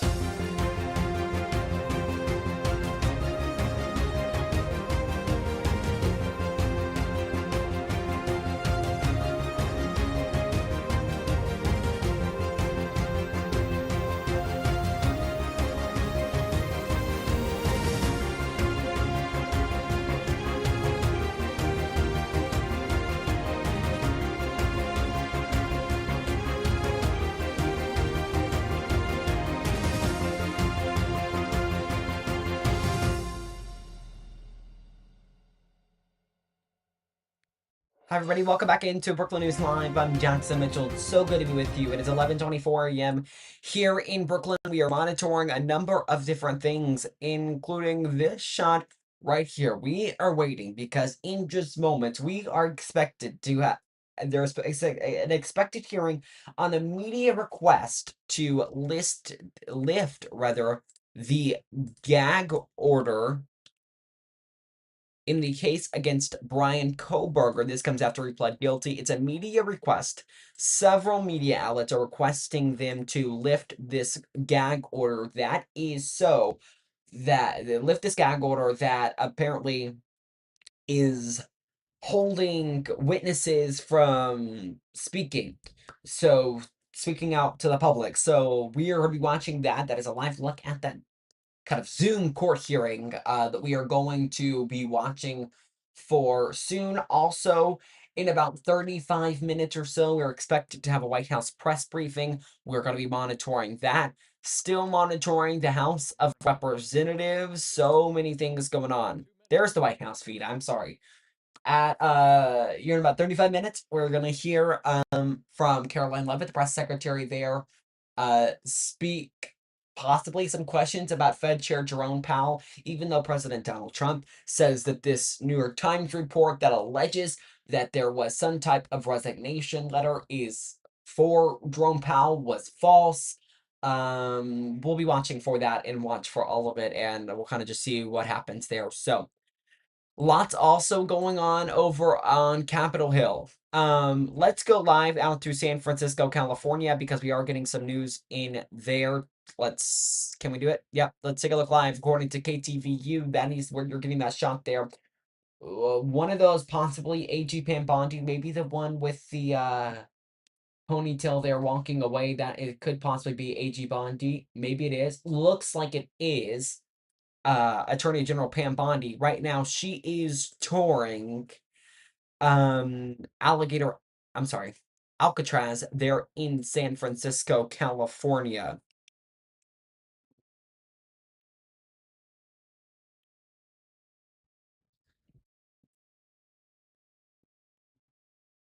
So we are watching for that.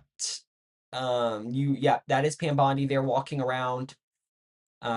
Maybe asking a question there just a moment ago, as again, Attorney General Pam Bondi is touring Alcatraz in San Francisco, California. We are continuing to watch that live there as it's all underway. We will continue to watch this here. We'll stick with this shot for just as long as we can and watch Bondi there tour Alcatraz. They're taking a photo. Now, this comes as Alligator Alcatraz, which is the nickname essentially for this new encampment for illegal immigrants rather, that have been that are said to have a criminal history have been arrested, and they're going to this place in Florida called Alligator Alcatraz. Now, this is the real Alcatraz in San Francisco, California. This shot according and from rather KTVU there in San Francisco. So we're watching that live as we have this feed for just a moment or two longer. Pam Bondi walking, unclear with who, but walking forward.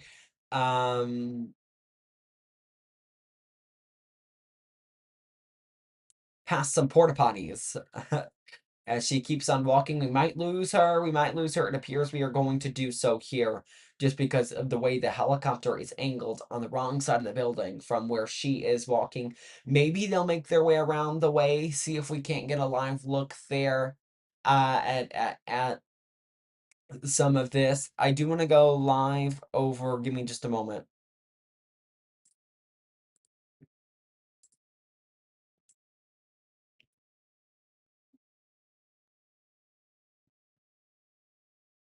We are standing by for a press briefing.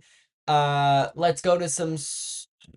Nope, we're still waiting on court to begin. Sorry, I thought I may have seen a feed where court had begun. We are waiting for a White House press briefing to come alive. Here, we do not yet. I was seeing if we had a feed inside the briefing room. Does not look like we do just yet, at least to my knowledge. We might.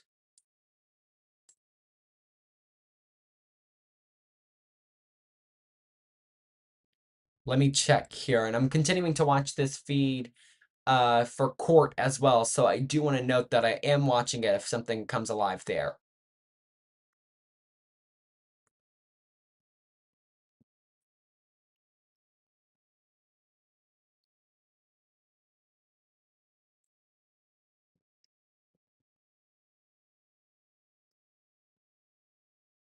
Okay, it does not look as if we have a feed into the White House just yet. When we do get that, we will take you there immediately. This all comes as we're waiting for a press briefing to occur there. You are still watching that shot on your screen, though, in San Francisco, California, where Attorney General Pam Bondi is expected to tour is touring Alcatraz. I do also want to go to some other news.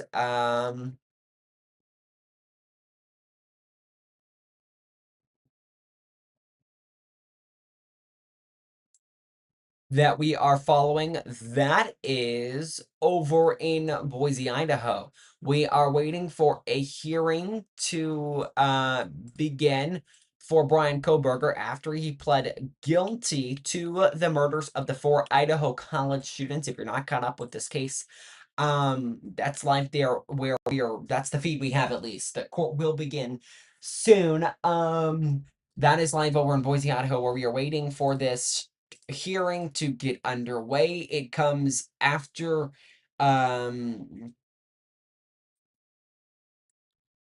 Koberger pled guilty to the murders of the 4 Idaho college students. Now the media, several news organizations have requested a lifting to the gag order that was in place, preventing possible witnesses from speaking to the public, possibly so the media can get interviews. Actually, very likely that that's what they're wanting to do there. So we are standing by for that to get underway.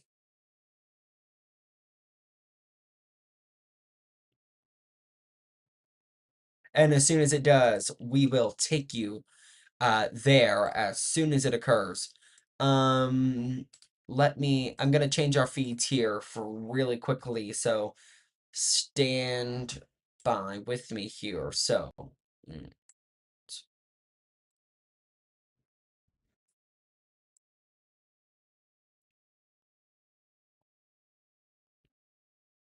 it's a constant changing of things here. So we are waiting for that to get underway. As soon as it does, we will take you there. We're also waiting at the White House, as we were just noting, for that press briefing, and we are continuing to watch there where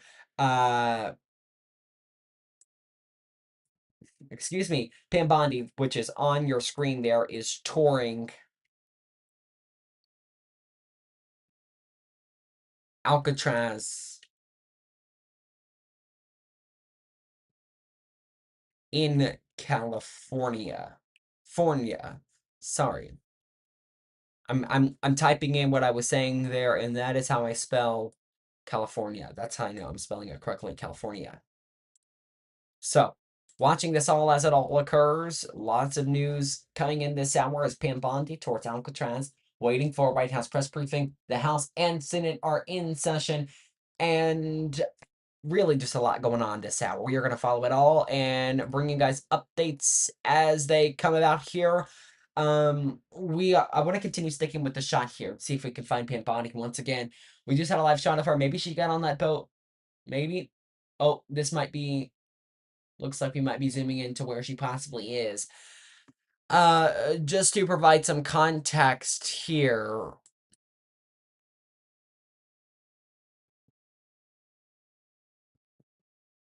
Alcatraz is an island in California, about one and a quarter miles offshore from San Francisco in San Francisco Bay near the Golden State Strait. The island was developed in the mid-19th century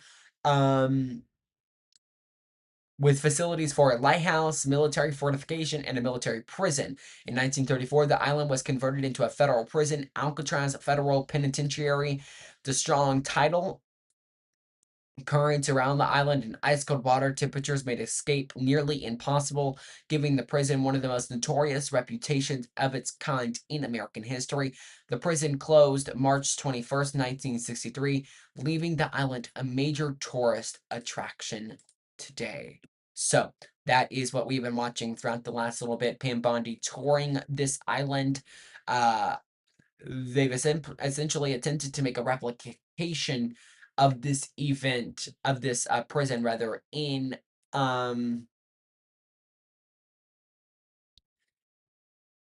Florida. Oh, looks like we might be getting a photo by the Alcatraz Island there, photo with Pam Bondi. We are going to continue monitoring this all. We are going to sneak in a quick break, though. You have been watching Brooklyn News Live throughout the last little bit. So good to be with you all, though.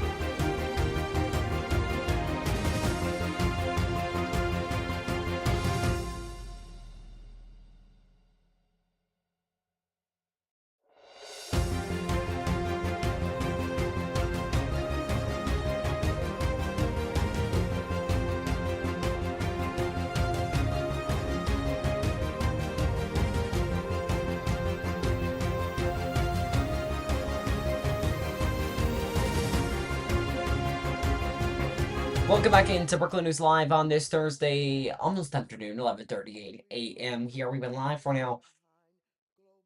Where's that time at? 2 hours and 46 minutes. You are watching on the right side of your screen Maxine Waters, the Democrat from California, arguing on major legislation. That's what the House is doing. And then on the left side, kind of a split screen moment here as we watch Pam Bondi soon to exit, where she has been touring Alligator Alcatraz there in California. We are going to go live, though, out to the House of Representatives and listen in here for just a moment on what's going on there. Maxine Waters arguing on major legislation, debating there. Democrats and Republicans both. We're also monitoring this court hearing to begin in Boise, Idaho over the media's request to lift a gag order in the Brian Koberger case. We'll bring you context and updates on that when it begins. Let's listen live. What is in the best interest of the dollar and our country? I yield back the balance of my time. The gentlelady yields back. The gentleman from Arkansas is recognized. Thank you, Mr. Speaker. I yield myself the remainder of my time. First, I want to say thank you to the members of the House Financial Services Committee and the members of the House Agriculture Committee for all the work that they've put in on both sides of the aisle. Significant hours for multiple years, basically the last 3 Congresses, in thinking through what is the future of digital assets, how are they best regulated, what's the role of the United States government in oversight, what's the future of money in terms of the use of a blockchain. And so members in these committees have worked extensively. Likewise, over in the Energy and Commerce Committee, the idea of blockchain technology at large outside financial institutions has garnered a tremendous amount of bipartisan work. This House wants to make sure that we prepare this country for a prosperous, free, open Web3 technology as we go into seeing the benefits of writing applications on a blockchain. We'll see competition in blockchains just as we saw competition in operating Alrighty, systems. I must interrupt because when we were talking about this split screen here, we are now watching a court hearing getting underway in the Bryan Kohberger case. This comes after the media asked that a gag order be lifted. So we do want to go live over to this in Boise, Idaho, where the judge is now speaking. Let's listen in.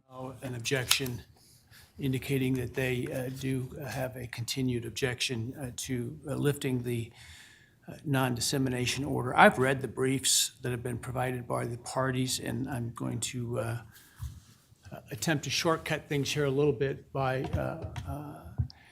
asking whether the defense, who is the objecting party, has anything additional to add beyond what it had in its briefing before. I don't know that I need to hear from, frankly, the petitioner. I think the briefing was adequate, so let me just start with Ms. Taylor to see if there's anything else she wants to add. Your Honor, there is not, but if there's further argument, Ms. Barlow will be making that argument on behalf of the defense. All right. And to be fair, Ms. Wilson, was there anything you felt was important to add that was not contained within your briefing? Your Honor, we would just briefly say in response to the defendant's brief, we certainly understand the expressed concern about the media coverage of their client. We don't think continuing the non-dissemination order helps that at all. It simply continues to limit the ability of the members of the press to reach out to the people who know the most about the case. It doesn't obligate them to say anything. We also understand that they expressed that there was a due process right related to the sentencing. I read the case that they submitted. I think that there is obviously a due process right at sentencing, but I don't think that case is really it doesn't provide any guidance to the court here because that was about information provided to the court. And given the very limited scope, and we understand it's very important, but given the very limited scope of what's to be decided at the sentencing, we don't think the arguments that Mr. Kohberger made should outweigh at this stage the First Amendment rights of our clients. Thank you, Your Honor. Thank you. All right, in light of that response by the media outlets or interested outlets, Ms. Barlow, do you want to add anything? I would only say, Your Honor, as this court is well aware, the publicity in this case is so extensive and emotions are already so high that adding fuel to the fire of media interviews or a rush to interview people as they leave the courthouse or enter the courthouse would only increase the concerns that the defense has. And even though the plea has a specific sentence attached to it, as this court is well aware, things happen in plea hearings and, sentencing hearings. And to minimize the possibility of that, we request that this order stay in place. All right, thank you. All right, as the court has considered the petition, frankly, the court was prepared at the time the plea was entered to lift the non-dissemination order in order to give the parties time to evaluate that And to ensure I wasn't missing anything when both sides objected, I agreed to continue the non-dissemination order. I also indicated that I would have the potential to look at that again before sentencing, because frankly, I anticipated the motion from somebody, in this case, the Ms. Olson and her clients, was likely to be coming. At this point, I do not believe the purpose of the non-dissemination order, the primary purpose, which is to ensure that we can seat a impartial jury, is any longer at play. The concerns identified by the defendant, while certainly not to minimize those, they are concerns and they are significant concerns. I do not think, however, the non-dissemination order and the right of the public to information is outweighed or outweighs those rights, I should say. And frankly, I don't think that lifting the non-dissemination order will meaningfully impact those concerns. I mean, the media frenzy, as it has been described, will continue regardless. It is a little bit like water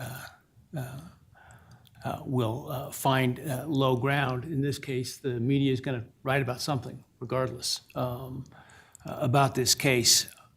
The lifting the non-dissemination order does not require the counsel or others who were previously bound by it to speak, and the state has indicated that they don't intend to until after the sentencing.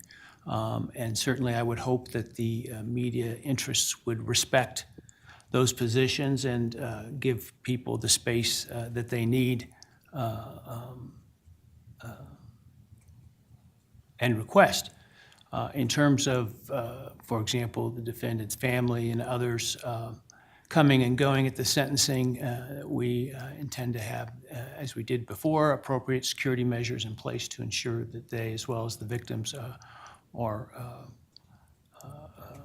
allowed to get in and out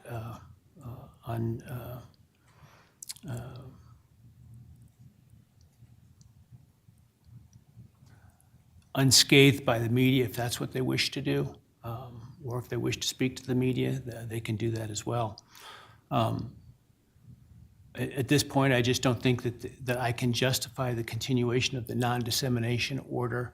I think the rights of the public to information in this case is paramount, given the fact that a plea has been entered in this case, and so I'm going to lift the non-dissemination order. But I want to point out what that means and what it doesn't mean. So obviously nobody's required to speak to the media, first of all. Second of all, I want to be clear that the court's prior preservation order to the parties is not lifted and continues to stay in place. And so it's important to understand that those obligations still exist. And then the other thing I want to point out is that by lifting the non-dissemination order, that does not convert sealed documents to unsealed documents. Documents previously sealed by the court are still sealed. Now, I see the media also filed a petition to be heard to unseal everything. I'm denying that outright. The request to intervene, because I think it's premature at this point. So the court will its intent is to, after sentencing, begin the process of reviewing all the sealed material in this case to determine what should be unsealed and what should not be unsealed. That process will include an opportunity for counsel to register any objections to unsealing documents, specific documents, and request to redact certain sealed documents before they are unsealed, or unseal them in a redacted form. I intend to do that in groupings of documents at a time. As I sit here now, my thought is I'm going to start from newest to oldest. because those are the ones that I have the most working knowledge of as to the reason for the sealing of the documents, as well as the content of those documents. And so I think I can get through those more quickly. As we move backward in time, it's going to take further or more extensive review by the court to figure out, to obviously review the content of those documents, listen to those hearings, et cetera, and determine why they were sealed and whether that rationale still is necessary, or that rationale still requires the documents to maintain that sealed status. And so before everybody gets out their pen and paper and sends in public records requests, understand those will be denied for sealed records until they are unsealed. And that process is going to take time. And I'm not talking days, and I'm probably not talking weeks for that to be accomplished. So I hope people understand patience will be required to get through that, as I'm going to have to review those myself to make those decisions. Now, we may be able to speed things up if neither party objects to groupings of documents or specific documents being unsealed. But it's important to review those because those documents may include information that, pursuant to Rule 32, are not to be made public, including birth dates, social securities, information about minors and victims, and information that would be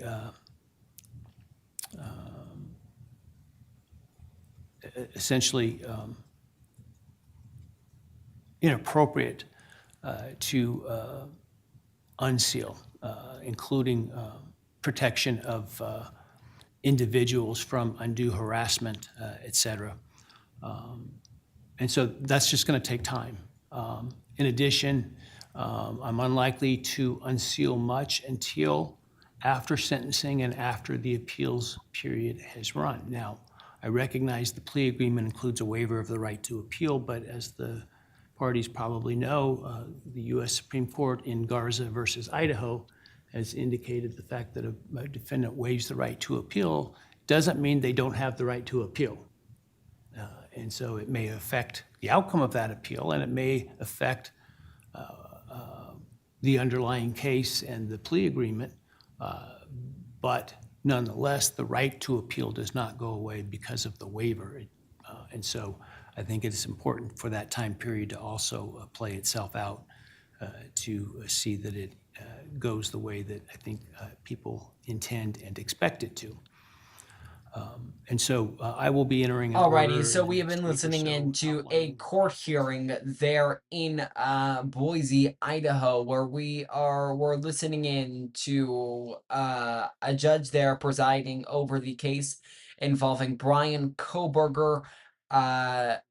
They have decided to lift that gag order. Let's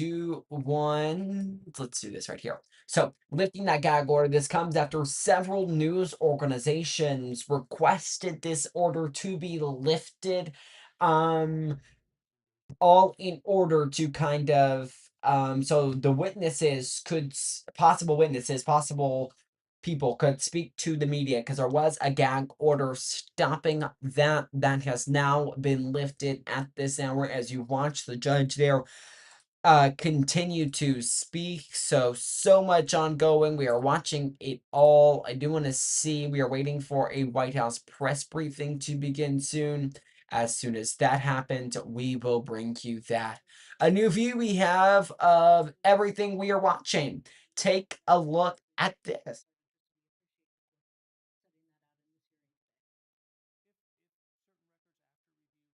My apologies. Trying to show you guys something new. Already have a few mistakes here. Give me a second. Okay, let's go back to it. There we go. So I think this is cool. We're able to show you all of the things that we're looking at. The White House, Capitol Hill. We will begin shortly. That is where we are waiting for this press briefing to begin. I Drive Arkansas showing I-555 there. The House of Representatives. Look at the White House. We're watching it all in that courtroom that we were just looking at. So lots going on. Lots that we're watching. So waiting for it all to happen. We are going to sneak in a quick break if there were news while we're gone.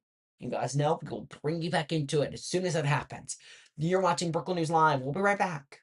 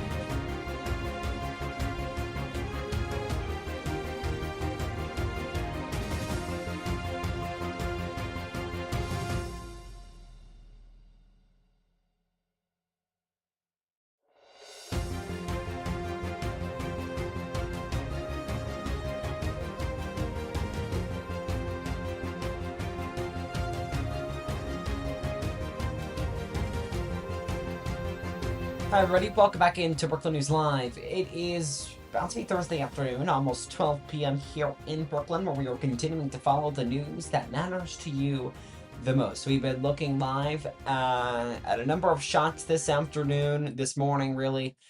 But we are right now awaiting over at the White House for an event to get underway. A look at all the feeds we're watching this afternoon. You see there in the bottom right-hand corner of your screen, the White House. We are waiting for a press briefing to get underway there. Meanwhile, over at Capitol Hill, we're watching a number of things as well as the Senate. Sorry about that. As the Senate and House both convening at the same time this hour. So you see Warren Davidson there. Then a vote on judges for Missouri in the Eastern and Western districts for Missouri. That's for Joshua Devine. So we will continue watching that. This is the feed we're getting in from the White House. Look at that. We'll begin shortly. So waiting for that all to begin. It's almost 12 o'clock on the dot when this was expected to get underway. When it begins, we will take you there live. For now, let's continue listening into arguments over in the House of Representatives. And fix it and this ties his hands in a way that prevents options. We should leave the commander-in-chief that decision. The Littoral Combat Ship Program, costing over $30 billion, with each ship priced at roughly $500 million, is a textbook example of Pentagon inefficiency and contractor-driven bloat. Designed as a light, fast, customizable vessel for near-shore warfare, the LCS has instead become a symbol of our flawed procurement system. Since its inception, the program has been plagued by persistent propulsion system failures, weapon system integration issues, hull problems, and rampant cost overruns. A 2022 GAO report exposed the LCS's shortcomings. It has not demonstrated the operational capabilities needed for its Navy mission. Operational testing revealed significant challenges, including the ship's inability to defend itself if attacked, and frequent failures of mission-essential equipment on the ships. Deployments have been marred by breakdowns and setbacks, rendering these ships unreliable at best.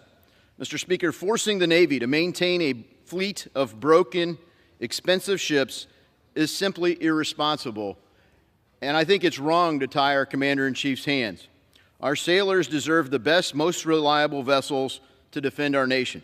Every dollar spent on the LCS is a dollar diverted from building a stronger, more capable fleet. Retaining these ships compromises readiness, squanders limited resources, and puts lives at risk. My amendment restores the Navy's authority to make strategic decisions about its fleet and frees up resources for platforms that actually enhance our national security. I urge our colleagues to put the safety of our sailors and the strength of our Navy first. Vote yes on Amendment 57. I yield back. Does the gentleman yield back? The gentleman yields. Does any member claim time in opposition? Does any member claim time in opposition? For what purpose does the gentleman from Florida rise? For what purpose does the gentleman from Florida rise? Mr. Speaker, I rise today in opposition to the Davidson Amendment that would decommission littoral combat ships. Gentleman is recognized for 5 minutes. Today, our nation is facing growing and real threats from adversaries around the world. China, who continues to rapidly grow their naval capacity at an alarming rate, Iran and its proxies, terrorist proxies who are threatening our allies and disrupting free trade in the Red Sea, and then finally, South American cartels and drug smugglers who harm the health and well-being of American citizens. To face these growing threats, our Navy must rise to the occasion. That means projecting strength throughout the world while bolstering our naval fleet. The LCS supports America's maritime security, sea control, and deterrence, and importantly, President Trump's agenda. Just this past April, the USS Minneapolis St. Paul helped the U.S. Coast Guard stop 2 alleged drug smuggling operations in the Caribbean Sea. These ships assist in stopping narcotics, protecting the homeland from illicit maritime drug trafficking, and securing our border. Also, sea mines are actually responsible for more damage to U.S. naval warships than any other weapon since World War II. Although it is 10 years after originally planned, the LCS platform is now providing support for detecting, localizing, neutralizing surface, near-surface, moored, and bottom mines, helping our sailors to stay safe around the world. The Navy has emphasized the need for a mixed naval fleet in the past, consisting of both blue water and littoral combat ships that act as fast-moving surface warfare vessels. They continue to undergo upgrades to improve their lethality and survivability in littoral waters so they can intercept drug and human traffickers in the Caribbean, sweep for deadly mines, and most importantly, support U.S. naval efforts to end Houthi attacks on commercial vessels in the Red Sea. Our littoral combat ships have risen to the occasion to defend our homeland. They have provided the necessary backup needed to protect America's homeland and abroad. If we want our military to continue to be the best in the world, Mr. Speaker, we cannot throw away a dime to save a nickel, especially when an LCS vessel has only reached its half-life cycle. But that's exactly what this amendment could do. The decommissioning of the Navy's mixed fleet strategy, the LCS vessels, is not the answer to our budget constraints. And that's why I stand in opposition to this amendment, and I ask my colleagues to vote no on the Davison Amendment. Mr. Speaker, I yield back. Gentleman yields back. The question is on the amendment offered by the gentleman from Ohio. Those in favor say yea. Those opposed say no. In the opinion of the chair, the noes have it. The amendment is not agreed to.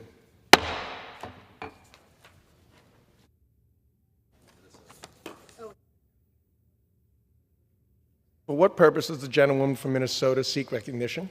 Mr. Chair, I rise as the designee of the gentlewoman from Connecticut and move to strike the last word. The gentlewoman is recognized for 5 minutes. Mr. Chair, I yield to the gentlewoman from New Mexico, Ms. Stansberry. The gentlewoman is recognized.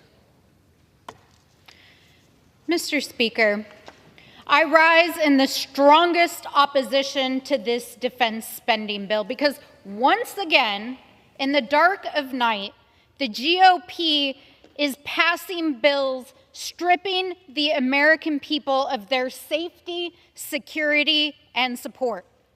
Last night at 3 a.m., the Senate shoved through a dangerous rescissions package that guts foreign aid and public broadcasting. And just this morning, the OMB director suggested that he was just getting started and didn't care whether or not the appropriations process proceeded as our founding fathers and the Constitution imagined it. He said it should be more partisan and that he would continue to send rescissions packages like the one that they passed on the Senate floor last night. Let us be clear. The White House and an unelected bureaucrat are trying to steal the power of the you have purse. been listening into arguments there in the House of Representatives, again on multiple different bills. We are continuing to follow, not this feed, my apologies. 1 second. This feed right here over in the White House, where soon we are expecting Caroline Leavitt to hold a White House press briefing. That should come here at any moment now, if you guys. So when that comes, we'll bring it to you. They're live in the White House, where it's just waiting on this moment to get underway. We are going to take or sneak in really a quick break here.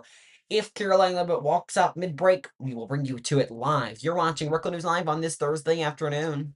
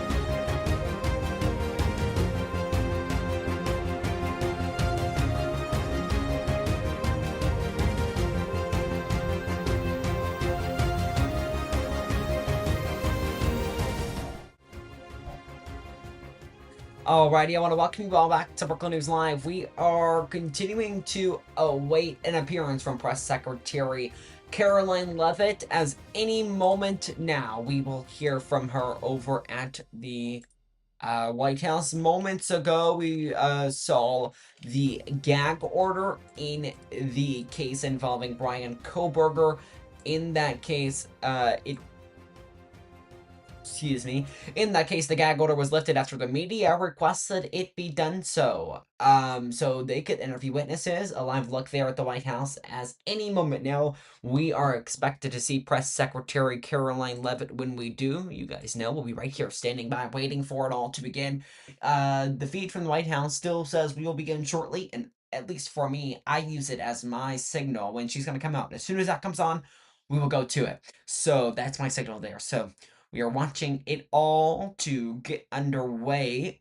Moments from now, what she will address, there are so many questions, tariffs, questions on kind of what's going on with the Fed chair, Federal Reserve Chair, Jerome Powell. Will he be fired? And does the president even have power to do that? In history, no. But could the president put pressure on Powell to exit his role at the Federal Reserve? Absolutely. But I think the president has put enough pressure on Powell for him to exit, and has had his base, the MAGA supporters, on Powell's back. And I think, to say the least, my point here is, if he was going to quit due to pressure, I would assume that he would have already done so at this point in time, but he hasn't. So, what we're going to do here, we're going to go live over to the House of Representatives using this feed right here, and we will listen in and simply just wait for Caroline Leavitt to walk out there. We're standing by now on appearance from her. And missiles and materials that literally increase the bang for the buck. In the 1980s, the United States developed what we called CL-20, one of the most powerful non-nuclear explosion chemicals ever created, but did not produce it at scale. China, unfortunately, found our research and then scaled production, and now the Chinese and Russian arsenals have this very powerful ingredient. We cannot allow China to be the world innovation leader in any field, including bio-industrial manufacturing. We must continue tried and true practices to adopt new technologies to fortify American defense industrial base. American lethality is degraded without bio-industrial manufacturing, and meanwhile, China and Russia benefit from American research, and that's got to stop. I may make a point here. BioMade product is not a manufacturer, does not manufacture lab-grown meat. BioMade has never funded research projects for lab-grown meat, has no current research projects on lab-grown meat, and has no plans to fund projects on lab-grown meat in the future. So I think we have a misunderstanding. We need this technology for our energetics, which we use in our explosion devices very effectively. And with that, I yield 2.5 minutes to the ranking member, the gentlelady from Minnesota. Gentlelady is recognized. Thank you, Mr. Chair. I rise in strong opposition to this amendment. Let me be clear, as the chairman was, BioMade has never funded any efforts to develop or produce lab-grown meat for any purpose. The Rules Committee should not have made this amendment in order, because it's just not germane to this bill. But let me tell you a little bit more about why this is important that this amendment be defeated.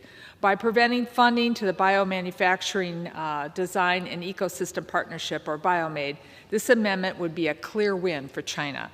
The Bipartisan National Security Commission on Emerging Biotechnology recently completed its comprehensive review on biotechnology's impact on national security, and it concluded China recognizes the immense military and commercial potential of biotechnology and biomanufacturing. China's made it a strategic priority, and they're quickly starting to ascend into dominance. To preserve our lead, we must take swift action to commercialize and scale back biomanufacturing here at home. These new technologies use the power of biological cells and systems to form complete chemistry. complex issues. It'll enable us to onshore the production of critical chemicals, including those used in munitions and high-performance aviation fuel, as the chair mentioned, to develop new medical cures and treatments, and to produce them on demand near the front lines, to engineer biological sensors that could detect pathogens and chemical threats on the battlefield in real time, and then to better extract critical materials from domestic mining deposits to reduce our dependence on China for rare earth mining. And that, again, Mr. Chair, is why the National Security Commission report recommended that Congress support a network of manufacturing facilities to scale up bio-industrial production, including for defense needs. So BioMade is a private-public partnership with nearly 300 members across 37 states. Its mission is to partner with industry to enable innovators to pilot new bio-industrial products in facilities across the country that are linked to regional supply chains and agricultural feedstocks, and train the future workers in this industry.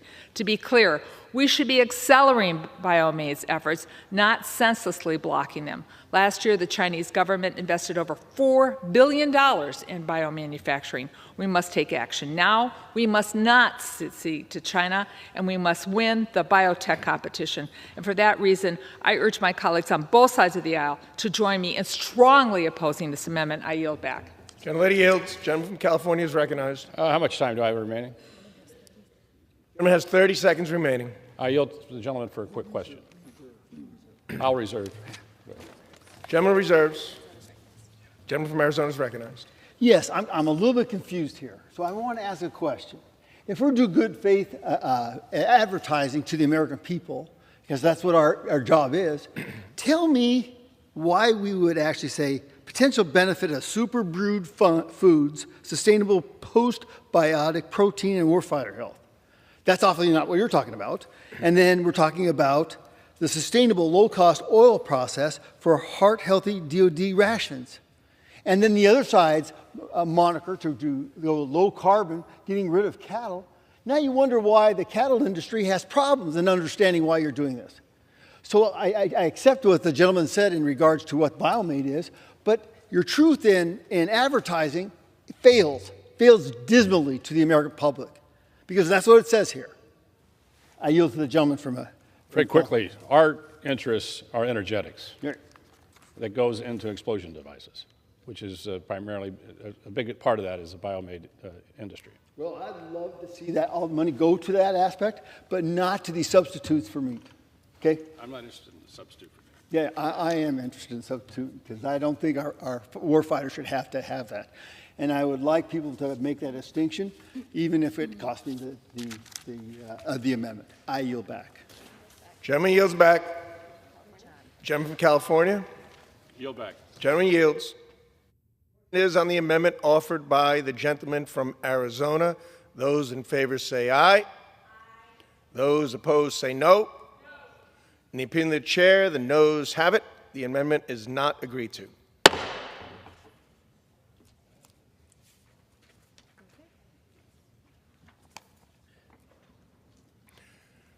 The chair understands that amendment number 110 will not be offered. Alrighty, so you have been listening in there to the House. It is now in order to consider amendment number.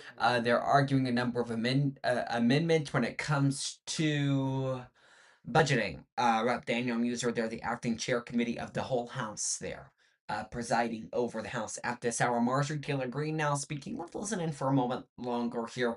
As you see on the left side of your screen, where we are continuing to monitor when Caroline Levitt will come out. We've just seen the TVs come on. We're still waiting. The House reading clerk and reading something there. Let's just listen back in. Screen.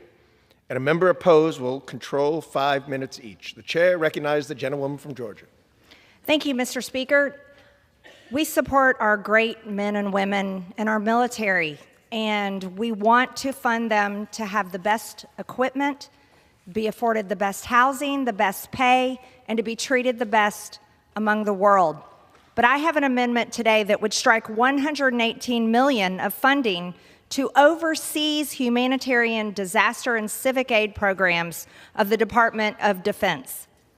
These accounts fund programs for humanitarian assistance in foreign countries, in other nations, for foreign peoples, humanitarian mine action programs, foreign disaster relief for foreign countries and foreign peoples that the American people are having to pay for. And I want to remind everyone, the American people are $37 trillion in debt because of this institution and the way Congress has spent their money.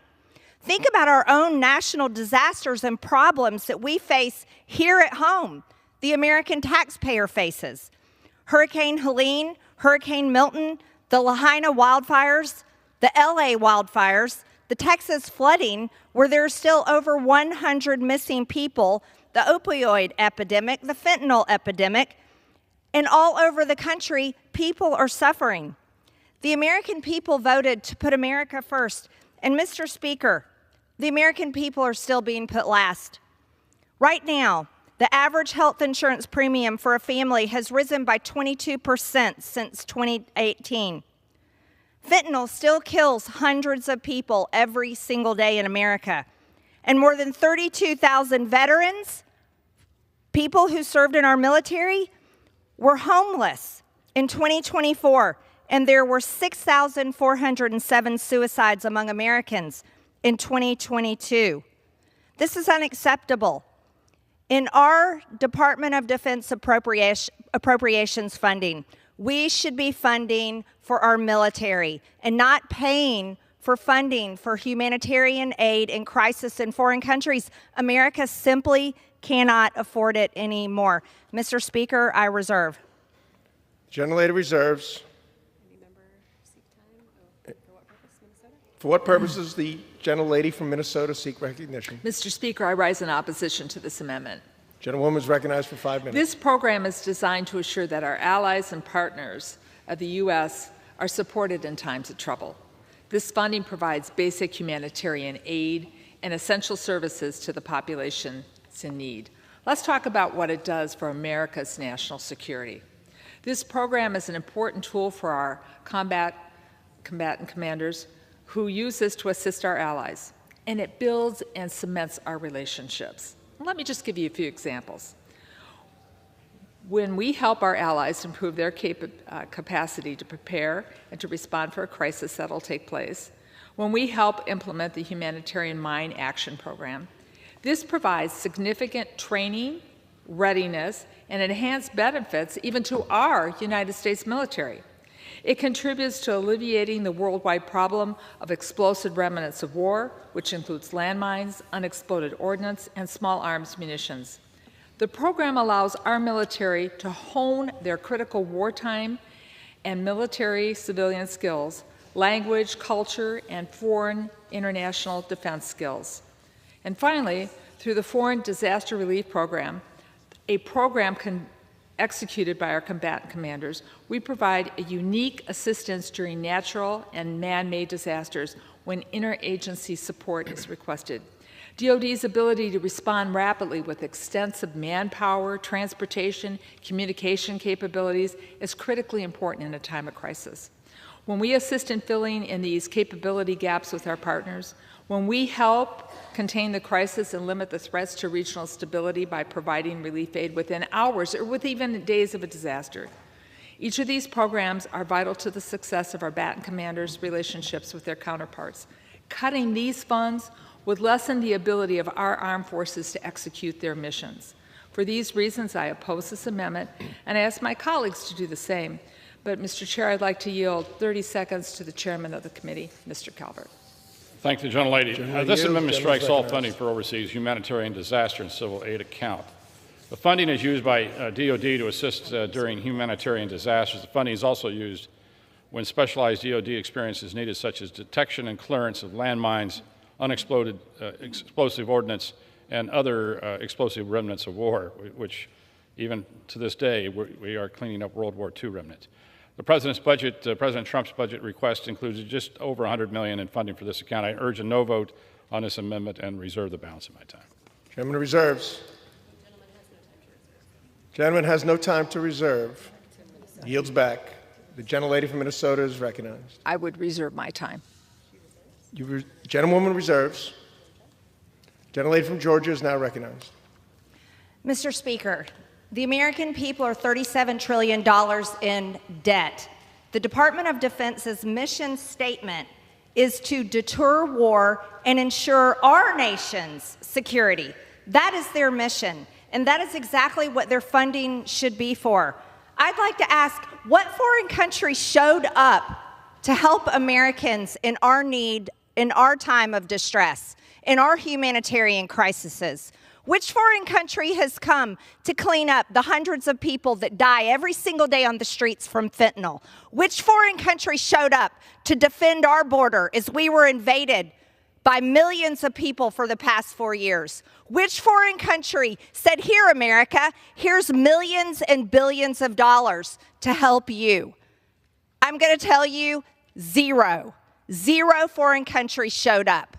And here we are again, while the American people are enslaved by $37 trillion in debt, a debt we can never climb out of, but yet a debt that continues to rise because here in Congress, we go by this belief that we have to fund every foreign country all around the world.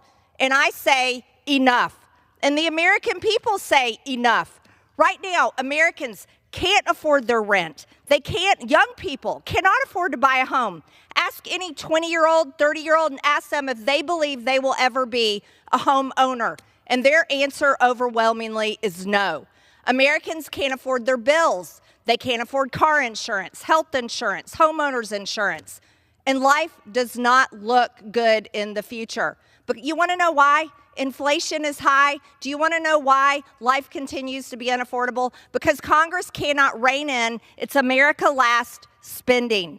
It cannot stop, and it refuses to stop. It continues to say yes to the lobbyists for the military-industrial complex. It continues to say yes to every lobbyist that walks in this institution as congressmen and women take donations into their campaign accounts.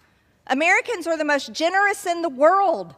Americans can donate through charities to foreign countries to help foreign issues and foreign people. But the American people should not be forced to write the check, and the Department of Defense should be able to focus on their mission to deter war and ensure our nation's security. Mr. Speaker, I ask my colleagues to support this amendment, and I yield. Gentlelady yields. Gentlelady from Minnesota is recognized. Mr. Speaker, I would just like to point out again that when we do these projects together with our allied nations, it provides significant training, access, and readiness enhancement benefits to the United States military. Mr. Speaker, the question was asked on this House floor, who came to our aid? Who stood for the United States? I was here on September 11th, serving in Washington, D.C., my first term in Congress. NATO. The world came to our aid. The world came and helped us when we fought against the Taliban. And with that, Mr. Chair, I thank those nations for standing with us, and I look forward to working with them in the future in this type of partnership, and I yield back. Gentlelady yields back. The question is on the amendment offered by the gentleman from California. My apologies, from the gentlewoman from Georgia. Those in favor say aye. Those opposed say no. In the opinion of the chair, the noes have it. Mr. Speaker, I ask for a recorded vote. Gentlelady asks for a recorded vote. Pursuant to Clause 6 of Rule 18, further proceedings on the amendment offered by the gentlewoman from Georgia will be postponed. It is now in order to consider amendment number 112, printed in Part A of House Report 119-199.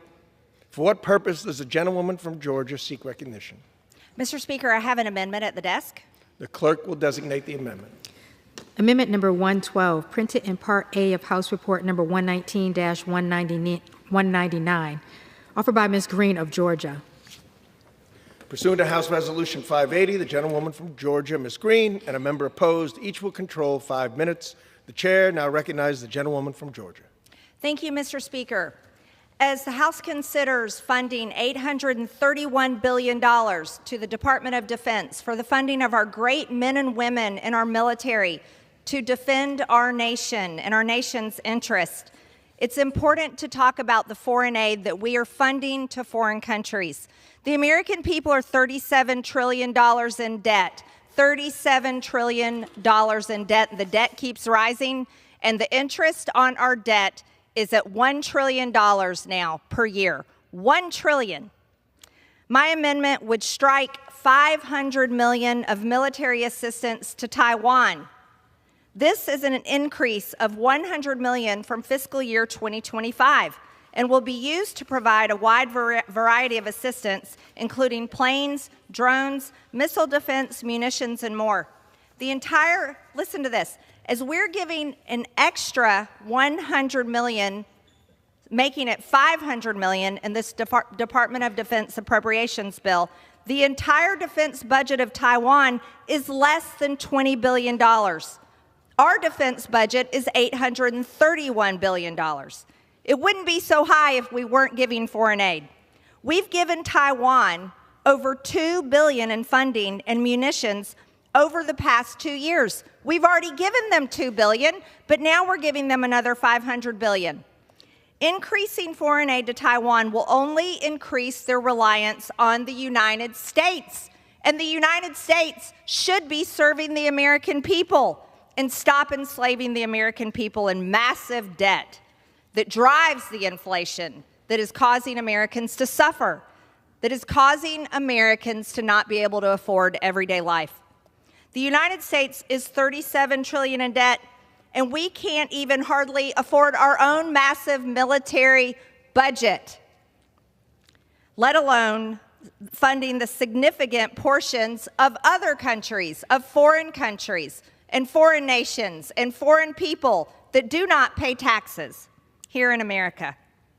We have so many of our own domestic problems here at home and should not be funding foreign countries, foreign aids, and quite frankly, instigating World War III with China. Before we start worrying about Taiwan's borders or Ukraine's borders or any other country's borders, we should be focusing on the continued security of our own border and deporting the criminals and terrorists and millions of people that invaded our country and are somewhere within our country after they invaded our own borders. Mr. Speaker, I reserve. Gentlelady reserves. For what purposes the gentleman from California seek recognition? I rise in opposition to the gentlelady's amendment. Gentleman is recognized for 5 minutes. I greatly admire the gentlelady from Georgia's passion for ensuring support for our overseas allies, our wise use of taxpayers' dollars, but support for Taiwan must be part of that equation. Just yesterday, the Trump administration released a statement of administration policy for the defensive appropriation bill, very supportive of the bill we produced. One of the very few areas the administration expressed any slight disagreement with our bill was wanting more money for Taiwan. The administration has proposed including $1 billion, while this bill provides $500 million. Now, had OMB delivered budget materials to us in time for consideration, we would have certainly taken a look at providing what they requested, but that wasn't the case. Supporting Taiwan in the face of unrelenting Chinese aggression is absolutely in the vital interests of the United States. I want to point out that Taiwan makes 90% of the world's chips and close to 100% of the highly needed chips for artificial intelligence and high technical devices. The funding will go a long way to make sure that Taiwan has the resources necessary to help prevent a Chinese invasion. That's the position of the Trump administration, and that's the position of this bill. With that, I urge a no vote on the amendment and reserve the balance of my time. And I yield 2 minutes to the ranking member, the gentlelady from Minnesota. Gentlelady is recognized. Thank you, Mr. Chair. Mr. Chair, I am very, very proud of my vote to vote against the President's big tax package, which added $3.4 trillion debt to our national debt over the next 10 years. But right now I'm rising in opposition to this amendment. America's strength around the world does not only stem from our military power, but our network of alliances in Europe and the Pacific that allow us to project power. Our allies support us and we support them. That means when our allies are threatened, the United States needs to be with them. That's exactly what we're doing in Ukraine, helping a sovereign nation defend itself against, defend its democracy from Russian aggression. A similar situation could easily occur in the Pacific, where Taiwan is threatened by the People's Republic of China. China has a recent history of seizing territory. Look at the invasion of Tibet in the 1950s. They've suppressed democracy in Hong Kong. And when the Chinese president speaks of reunification of Taiwan, we should believe that he will attempt it. We cannot allow that to happen. China may not stop with Taiwan. If Taiwan falls, other Pacific Island nations like the Philippines would be threatened. And America is not alone in these concerns. Japan, South Korea, Australia, New Zealand are deeply concerned about the future of Taiwan's democracy. And that's why they're working with us to deter China and to prevent an invasion of Taiwan from happening. The $500 million in this bill will assist Taiwan in preparing their military, increasing their readiness and their deterrence capabilities. So I support the inclusion of the funds in this bill, and I strongly oppose this amendment. I ask my colleagues to do the same, and I yield back. Gentlelady yields. The gentlewoman from Georgia is recognized. Thank you, Mr. Speaker. The best way to compete with China is have a strong American economy. We shouldn't be having to fund the protection of a foreign country that is producing over 90% of our chips. I do want to interrupt here for another time, just because if you are just joining us, you may be like, what is going on? Why is the White House on one side and Marjorie Taylor Greene on the other? So you are watching House kind of debating on spending amendments to a bill that they're doing right now. They're debating that. That's Marjorie Taylor Greene debating it. Then we were listening to a few other representatives on the other side of the aisle debating it. Meanwhile, on the left side of your screen, we've been watching the White House 36 minutes now behind schedule of when we were expected to see Caroline Leavitt. We're at this point in time, we're pretty much just waiting for it to occur. As soon as we see her, we will take you there, but a little behind schedule. Let me see, actually, as we're kind of sitting here, if we have anything from the White House.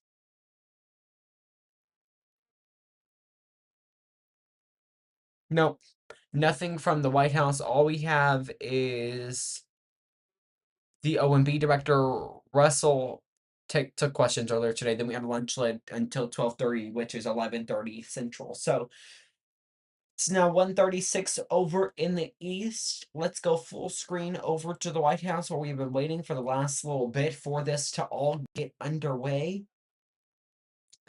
What we are going to do here is sneak in another quick break this hour. We'll see what things look like when we come back. We'll talk about it. At this point in time, really just waiting for Caroline Leavitt to, in fact, host this White House press briefing. Let me change that lower third to say soon. Should be happening really any moment.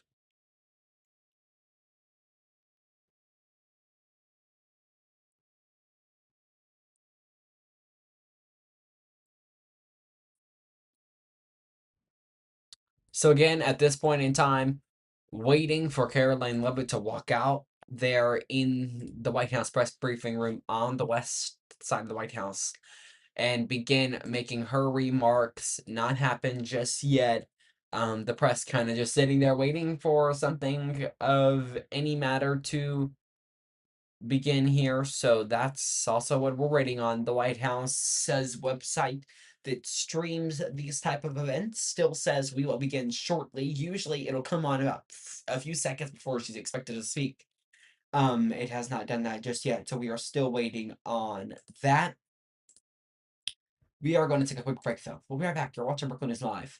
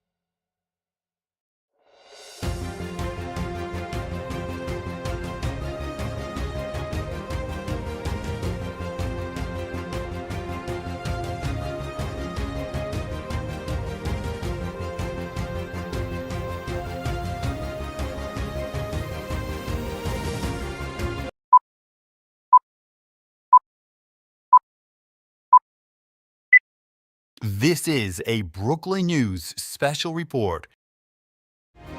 Good day, good to be with you. I'm Jackson Mitchell. We're coming on the air at this hour with the Brooklyn News special report. Caroline Leavitt set to hold the press briefing nearly 40 minutes behind schedule. We have just seen her staff sit down walking into the White House, the West Wing of the White House there. We are waiting for it to begin. You are taking a look here.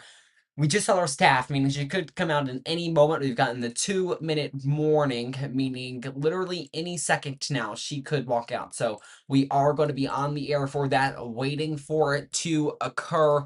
Transferring our coverage from being on the air with Brooklyn News Live to a Brooklyn News special report. So good to be with you all, though. Many things likely to come up throughout the next little bit where we could hear on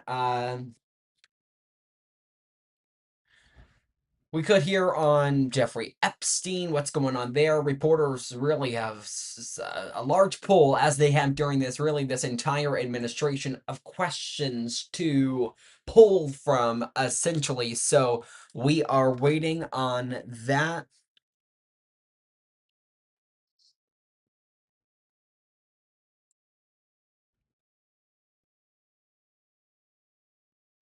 And there's Caroline Leavitt there. Let's turn the audio up and listen in here. Our tardiness, I was with the president.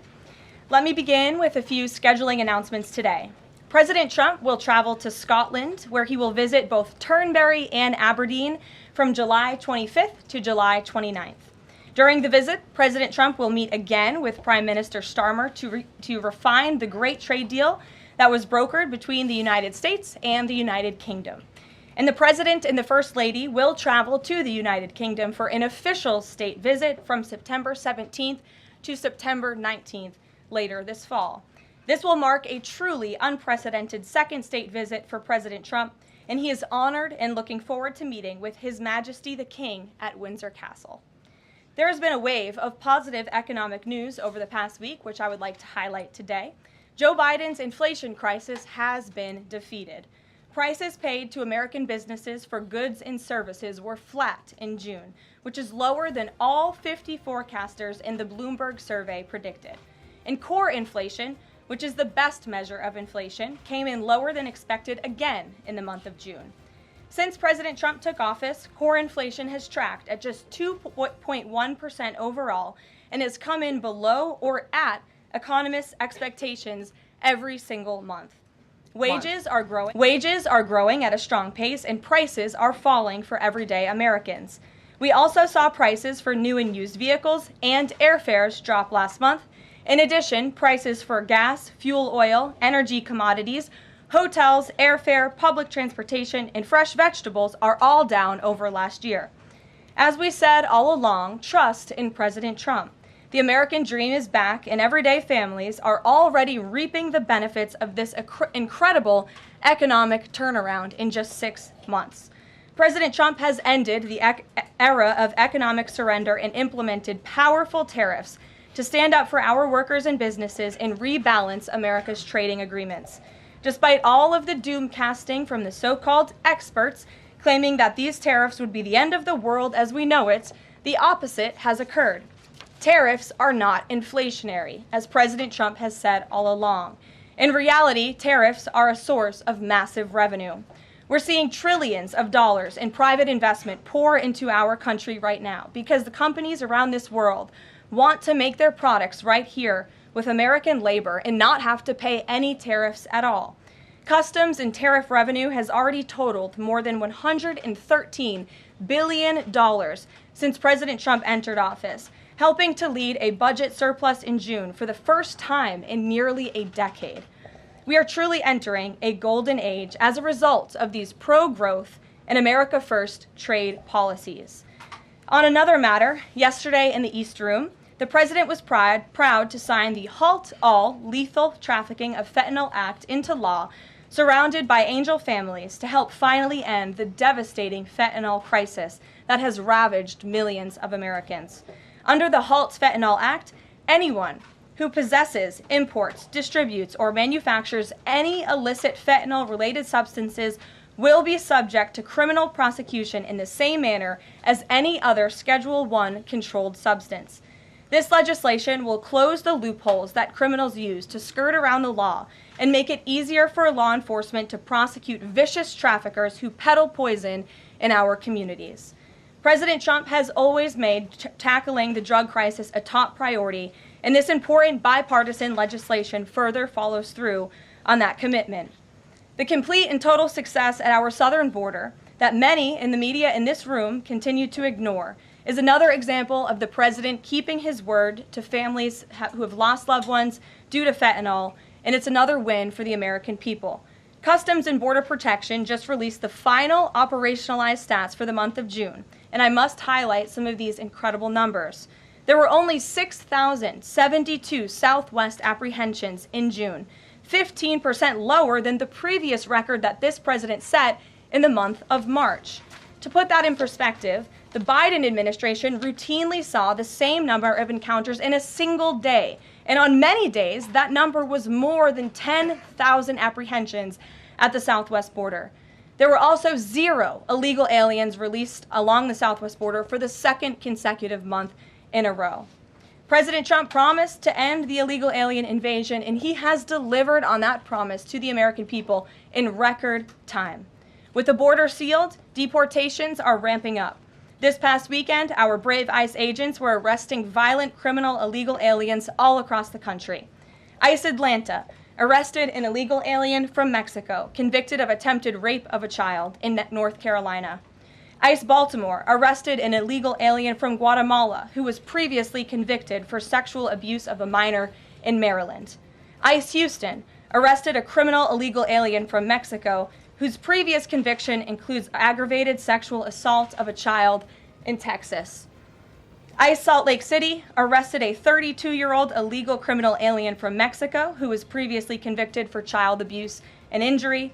ICE Baltimore arrested a criminal illegal alien from El Salvador convicted in Maryland for possession of child pornography.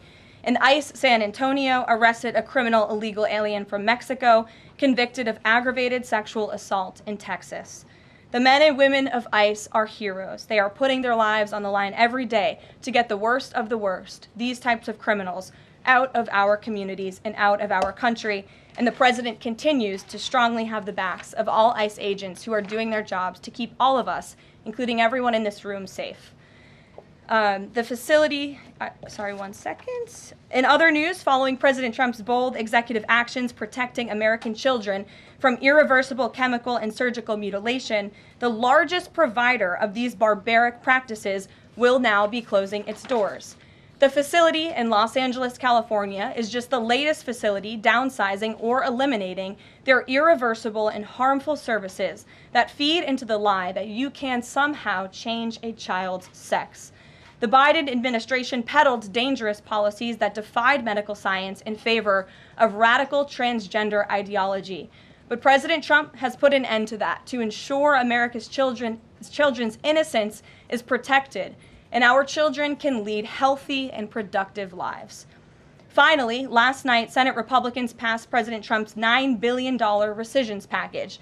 This will help restore fiscal sanity in our country by rescinding billions in wasteful foreign aid and finally ending taxpayer funding for PBS and NPR, two media organizations that have ridiculously used federal dollars to push a partisan left-wing agenda for many years. The House should pass this rescissions package immediately and send it to the president's desk for signature.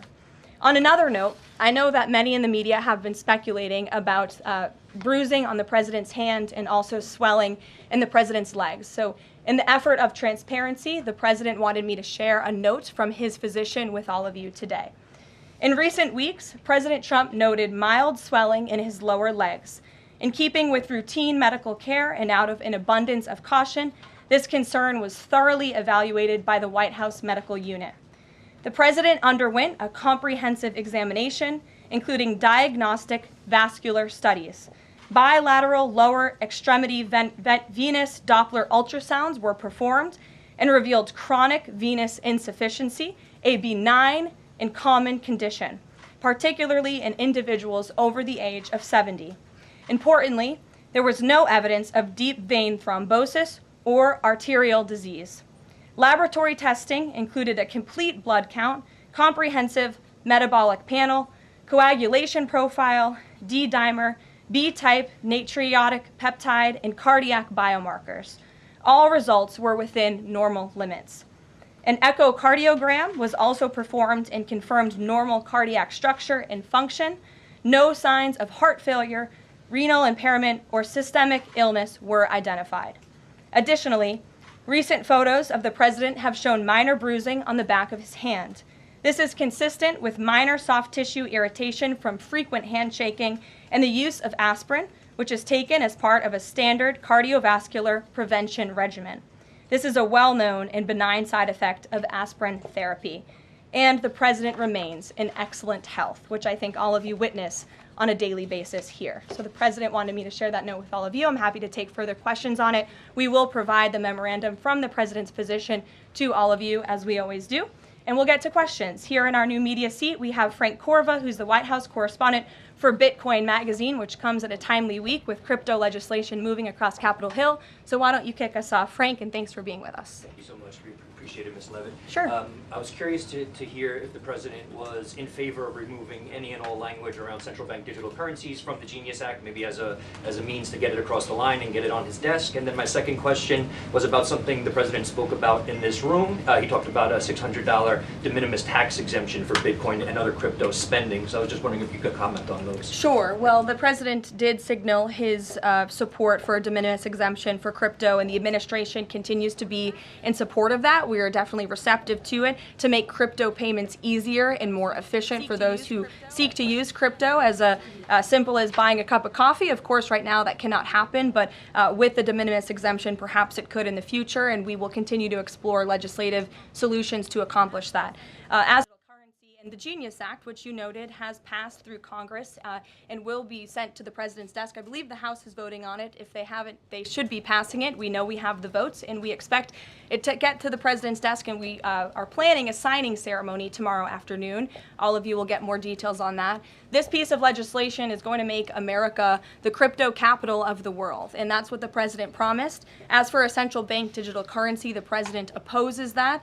He made that promise to the American people on the campaign, and while it's not in this specific piece of legislation, he did sign a January executive order banning a central bank digital currency. The administration supports Congress's efforts to codify that executive order into law, and I believe there will be future pieces of legislation in regards to crypto that will be moving through Capitol Hill. The president looks forward to signing them, and he looks forward to the signing ceremony this afternoon. So thank you for being with us today. Sure. Jackie. Thank you, Caroline. There's been a lot of discussion about the Epstein files and the president's comments yesterday calling it a hoax. Can you clarify which part of the Epstein hoax is the hoax part? The president is referring to the fact that Democrats have now seized on this as if they ever wanted transparency when it comes to Jeffrey Epstein, which is an asinine suggestion for any Democrat to make. The Democrats had control of this building, the White House, for 4 years, and they didn't do a dang thing when it came to transparency in regards to Jeffrey Epstein and his heinous crimes. It was this president who directed the Department of Justice and the Attorney General to do an exhaustive review of all files related to Jeffrey Epstein, which they did. The Attorney General and the FBI, led by Pam Bondi, Dan Bongino, Kash Patel, these are great patriots, some of the most trusted voices in the Republican Party movement. It's part of the reason the president appointed them to these high law enforcement positions, and they spent many months going through all of the files related to Jeffrey Epstein, and they concluded what they found in that memo, which they drafted and they released. And so the president has been transparent. He has followed through on his promises to the American people, but he doesn't like to see Democrats and the mainstream media covering this like it's the biggest story that the American people care about. The president has been working so hard this week. On Tuesday, he went to Pennsylvania, where he secured $90 billion in investments for the Commonwealth, for the people of that state. After that, he came back to the Oval Office at 8 p.m. He went in there to whip votes to get the Genius Act signed into law. And because of his efforts, that bill is now going to be signed and passed. The following day, yesterday, he meets with a foreign leader, the King of Bahrain, to secure more investments into this country. And then yesterday afternoon, the president is in the East Room of the White House mourning with parents who have lost their children because of fentanyl, signing a bipartisan piece of legislation. And not a single cable network in this country took that event live and covered that event like they should. Those are the issues the president cares about. What could be more important to the American people than helping families who have lost their children? Those are the issues this president is going to remain focused on. I understand he wants to move on from this story, but you do have some prominent figures, including the Senate Majority Leader, the House Speaker, voicing support for the files to come out. Representative Massey collecting signatures that would force a discharge petition for a vote on the floor for this.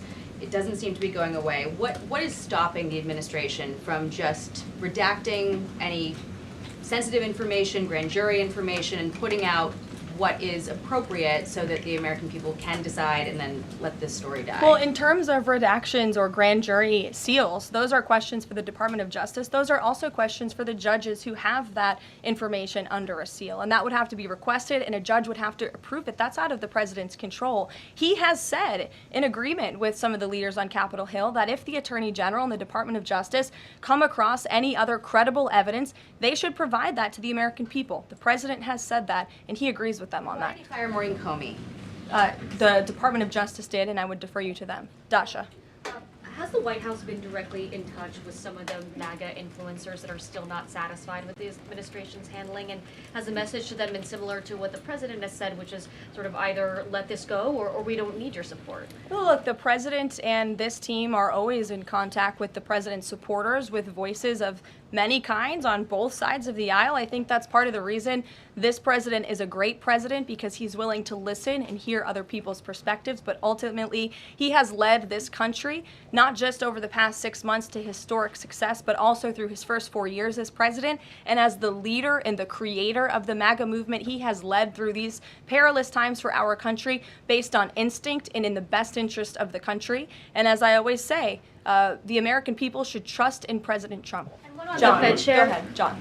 Thanks a lot, Caroline. The president on Monday announced that if there's not compliance with Russia within 50 days, there would be increased tariffs. Can you explain how that works, first of all? What happens if Russia doesn't end its war with Ukraine in 50 days? Well, in 50 days, as the president clearly laid out, if there is not a ceasefire agreement or a peace deal within that time frame, if Russia refuses to legitimately agree to a ceasefire, then they will face very steep tariffs, and they will also face secondary sanctions. So countries that are purchasing oil from Russia will be sanctioned as well, and of course that will do deep damage to Russia's economy. And I would just add that the president wants this war to end with a diplomatic solution. He's been pushing for it.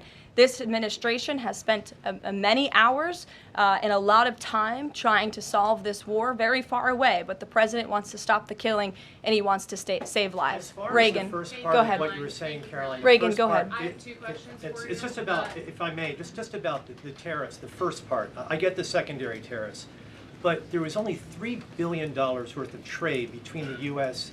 and Russia in 2024. It's expected to be far less this particular year. On April the 2nd, both you and the Treasury Secretary said it's not necessary to apply any tariffs on Russia. You said that because of the lack of trade, it precludes, that was the word you used, any need for tariffs. Why now, and why do you think that that would make them cave and come to some sort of peace agreement as it relates to Ukraine? $3 billion is still a lot of money, John, and it's not just tariffs, it's the secondary sanctions as well that will be implemented in 50 days. Reagan. Thanks, Caroline. I have 2 questions for you. Sure. First on Congress. Congresswoman Salazar introduced legislation that would give some illegal immigrants in the country a path to citizenship. 10 Republicans signed on to what she's calling the Dignity Act. I'm curious what the White House's position is on the legislation, and if the president would veto this bill if it needed to discuss. From my understanding, the White House nor the president has actually read through this legislation. We've been focused on, of course, the One Big Beautiful Bill, which passed, which is another historic accomplishment of this president in record time. The Genius Act this week, the rescissions package, that's been the focus of the White House. But the president has made it very clear he will not support amnesty for illegal aliens in any way. I want to give you a chance to respond to the CEO of NPR. She's claiming that the cuts to their network will, quote, be a real risk to public safety of the country. Congressman Murkowski has argued that public broadcasting stations save lives. Could you respond to these concerns? The NPR CEO said cutting NPR will be a risk to public safety. I am not sure how NPR helps the public safety of our country, but I do know that NPR unfortunately has become really just a propaganda voice for the left. Just a few examples for you. In 2020, NPR refused to cover the Hunter Biden laptop scandal in the run-up to the election. They said their assertions don't amount to much, writing they did not want to waste the listeners' and readers' time on stories that are just pure distractions. That does not sound like an unbiased opinion. That sounds like a partisan opinion to me. And this is a taxpayer-funded organization. In 2018, that same CEO that you're talking about called the president in the Oval Office, who nearly 80 million Americans elected, she called him racist, shared a photo of herself wearing a Biden for president campaign hat, serves on the board of a Soros-funded activist group. In 2020, PBS's White House correspondent at the time characterized President Trump's speech then at Mount Rushmore as a love letter to white resentment, promoting the myth of America. In 2017, PBS devoted an entire panel talking about what it means to be woke and white privilege. In 2023, PBS's Washington Week Roundtable covered up Joe Biden's clear mental divide. That's actually quite the clip. I would encourage all of you to look at it. These are not honest news organizations. These are partisan, left-wing outlets that are funded by the taxpayers. And this administration does not believe it's a good use of the taxpayers' time and money. Ed Lawrence. Yeah, thanks, Carol. I want to ask you about the Federal Reserve. So does the president believe that the slightly restrictive monetary policy stance right now, could that cause an economic slowdown? And if he does believe that, when? What pause are you referring to? No, could the stance of the monetary policy is slightly restrictive?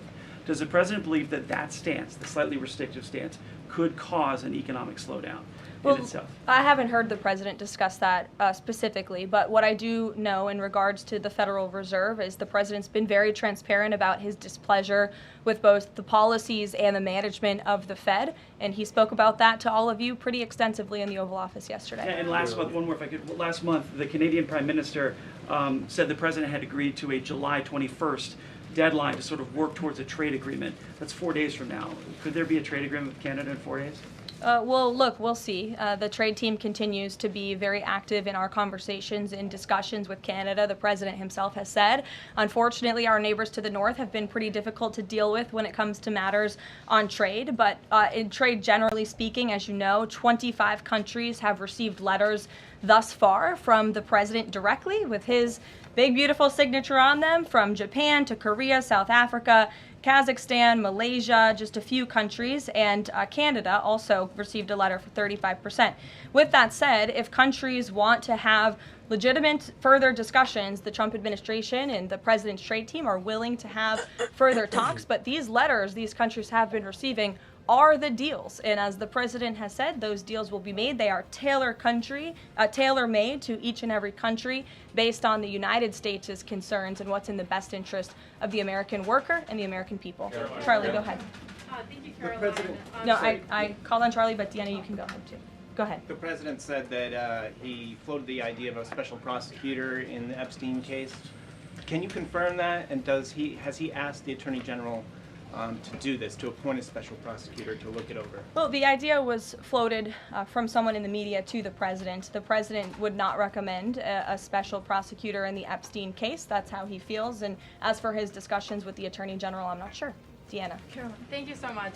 Do you know what the president's reaction was to Mike Johnson saying that he wants additional files released, the Epstein files? Was there a conversation with Mike Johnson about that following his comments? I won't discuss the president's private conversations with the Speaker of the House, but as I answered to Jackie's question earlier, the president has said if the Attorney General and the Department of Justice and the FBI have any more credible evidence in regards to Jeffrey Epstein's crimes, they should put that forward. He has called on them to do that. Sure. Thank you, Caroline. With a few days. I'll go to all of you, starting with the lady in the blue. Go ahead. With a few days to the August 9th deadline, how are the negotiations with Europe going? There's some sticking points. What are they? Can we expect a delay, or should we expect a deal soon? Well, I believe the deadline is August 1st. As for the European Union, they continue to be very eager in negotiating with our country. for obvious reasons, on ways to lower their tariff and their non-tariff barriers that we have long said harm our workers and our companies. So the president's trade team continued to be in talks with the European Union. Would he accept, or would he put forth a postponement of the August 1st? He's already said he will not. Caroline, Owen, go ahead. Caroline, good afternoon, Caroline. In Gaza today, Holy Family Catholic Church was struck by an Israeli shell. Yes. 3 people were killed, 10 wounded. What is the president's reaction to that church coming under fire? It was not a positive reaction. He called Prime Minister Netanyahu this morning to address the strikes on that church in Gaza, and I understand the Prime Minister agreed to put out a statement. It was a mistake by the Israelis to hit that Catholic church. That's what the Prime Minister relayed to the President, and you should look at the Prime Minister's statement that will be coming out. Steve, go ahead. Back to your letter that you read at the beginning. Sure. The President, you said mild swelling in his legs. Is it causing him any discomfort? How are you treating it? Nope. No discomfort from the president at all, and you probably all see that on a day-to-day basis. He's working around the clock. As for the treatments, I can defer to the president's physician, and we'll get you this letter. I think it will answer all your questions. There are reports that a Chinese-born banker who works in Atlanta for Wells Fargo is being prevented from leaving China. Has the president, is he going to bring this up with President Xi? Are you aware of the case? I'm not aware of the case, but I'm sure our National Security Council team is. Steve will get you some answers on that. Kristen. Thank you, Caroline. 2 questions. So the first is that President Trump said that the Attorney General only gave him a brief overview of what was in these Epstein files. Does he have knowledge or an understanding of what is in the files related to Epstein that have not been released? Not to my knowledge, and that's a question for the Attorney General, as I said, and the President has told the Attorney General if they have any more credible evidence, they should release it. Is that evidence, would she have to run that by the President before she released it? I don't think so. He said if she has any more credible evidence, she should release it. You're on. Go ahead. Thank you. Go ahead, yes. Great. Thank you, Caroline. 2 questions. One, today... And you can go ahead, Andrew. Don't worry. Today, tens of thousands of folks are rallying nationwide to honor the legacy of Congressman John Lewis. Meanwhile, Republicans in Texas reportedly are working to redraw congressional maps at President Trump's urging. How is President Trump reconciling his call to action for Texas Republicans with the legacy of Representative John Lewis? I'm not quite sure how the 2 things are related. I think the president would agree that John Lewis served our country for many, many years. It has nothing to do with the redistricting efforts that are currently underway by Texas Republicans to add seats to their legislature. They have the right to do that. The president spoke to the congressmen and women who serve the great state of Texas about it, but it's up to them and it's up to their legislature to get that approved. And Caroline, just the second question. And Go does ahead. the president support the Justice Department's request for just 1 day in jail for the officer convicted in Breonna Taylor's killing? And what message does he believe that sends to her family and to other families seeking justice in cases of police violence? I haven't talked to the president about that case. Go ahead. Just the president, when the president met the interim president of Syria a couple of months ago, he described him as a young, tough, attractive guy. After the latest clashes in Syria over the last few days, does President Trump still support Syria's interim president? The president still supports Syria's pathway to a peaceful and prosperous country, and you received an update directly from the Secretary of State on the ongoing situation between Syria and Israel. I spoke to him myself this morning to get an update, and as soon as the United States became involved in this conflict, we were able to de-escalate, deconflict. That seems to be continuing. Syria agreed to draw back their troops that were in the area where that clash was ongoing, and we continue to be very actively monitoring the situation. The president wants to see Syria become a prosperous and stable country, and by the lifting of the sanctions on Syria, he's giving them a real chance to do that, and he wants to see that through. Andrew, go ahead. So on Tuesday, the president told a very detailed story about his uncle, noted scientist John Trump, and Theodore Kaczynski, the late Unabomber. He said that Dr. Trump taught Ted Kaczynski. Ted Kaczynski was not identified as the Unabomber until 1996, 11 years after John Trump passed away. It would have been impossible for John Trump to have ever discussed the Unabomber with the president. So What was he talking about? And I have one follow-up. Andrew, with so many issues going on in the world, I'm a little bit surprised you would ask such a question, although I'm not sometimes coming from you, I will say, but I'm willing to give you an answer. Nevertheless, the president's uncle did, in fact, teach at MIT. He was a very intelligent professor. The president's very proud of his family. In fact, the president has a letter from his uncle on the MIT letterhead that sits in the Oval Office dining room. Maybe we'll let you see it sometime. And then Elizabeth. Caroline, one more on. Elizabeth, will the go president consider pardoning Ghislaine Maxwell Elizabeth, if the Epstein case is a hoax? Okay, I'll start off with the president said last week he would not be getting involved in the New York City mayoral case. If that mayoral race, if that's still the case, given his history drawing a large crowd in New York City, what's his reason for staying out of it in that way? Well, look, I think the president reserves the right to get involved in races or not get involved in races, and he's made the decision not to weigh in on the New York mayoral race, as you rightly pointed out, although he has gone as far to say he absolutely does not want to see Zemdami elected, who is a known communist who supports the abolishment of private property, the defunding of police. He has made very well-known anti-Semitic statements. It would be a disaster for New York and for this country, and I think it's quite telling that this individual, a known communist, has been spending time in Washington this week meeting with leaders on Capitol Hill. This is truly where the Democrat Party is headed. Clearly, they learned nothing from November 5th in the president's overwhelming victory. Mary, go ahead. Thank you, Caroline. I want to backtrack to the hospitals that have stopped providing transgender surgeries and hormones for kids. On this front, does that have anything to do with the DOJ's subpoenas last week? Should we expect any more hospitals be shutting down their programs? And I wanted to also ask what you make of all these media reports, especially the AP, which I noticed, which portrays these children as losing something that's saving their lives.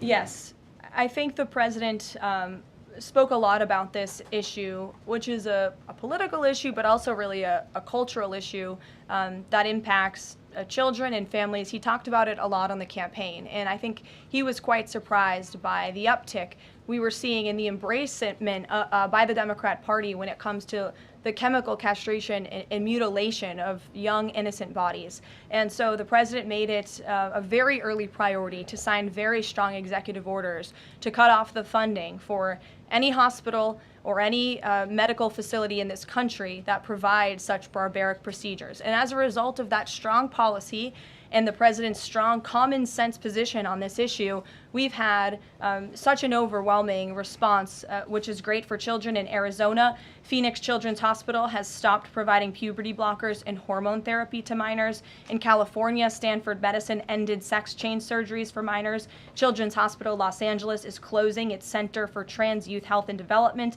surgical program. In Illinois, Lurie Children's Hospital Chicago stopped sex change surgeries. Again, let's think about what we're talking about here. Sex change surgeries for minors. These are barbaric practices that no child, innocent child, should have to endure. And the president wants to protect the innocence of children, and I know the vast majority of Americans support him in that effort. This is a wildly popular and common sense endeavor this administration has taken, and we've seen many of these medical institutions have followed through with the president's executive orders, but will continue to take further action on this important issue.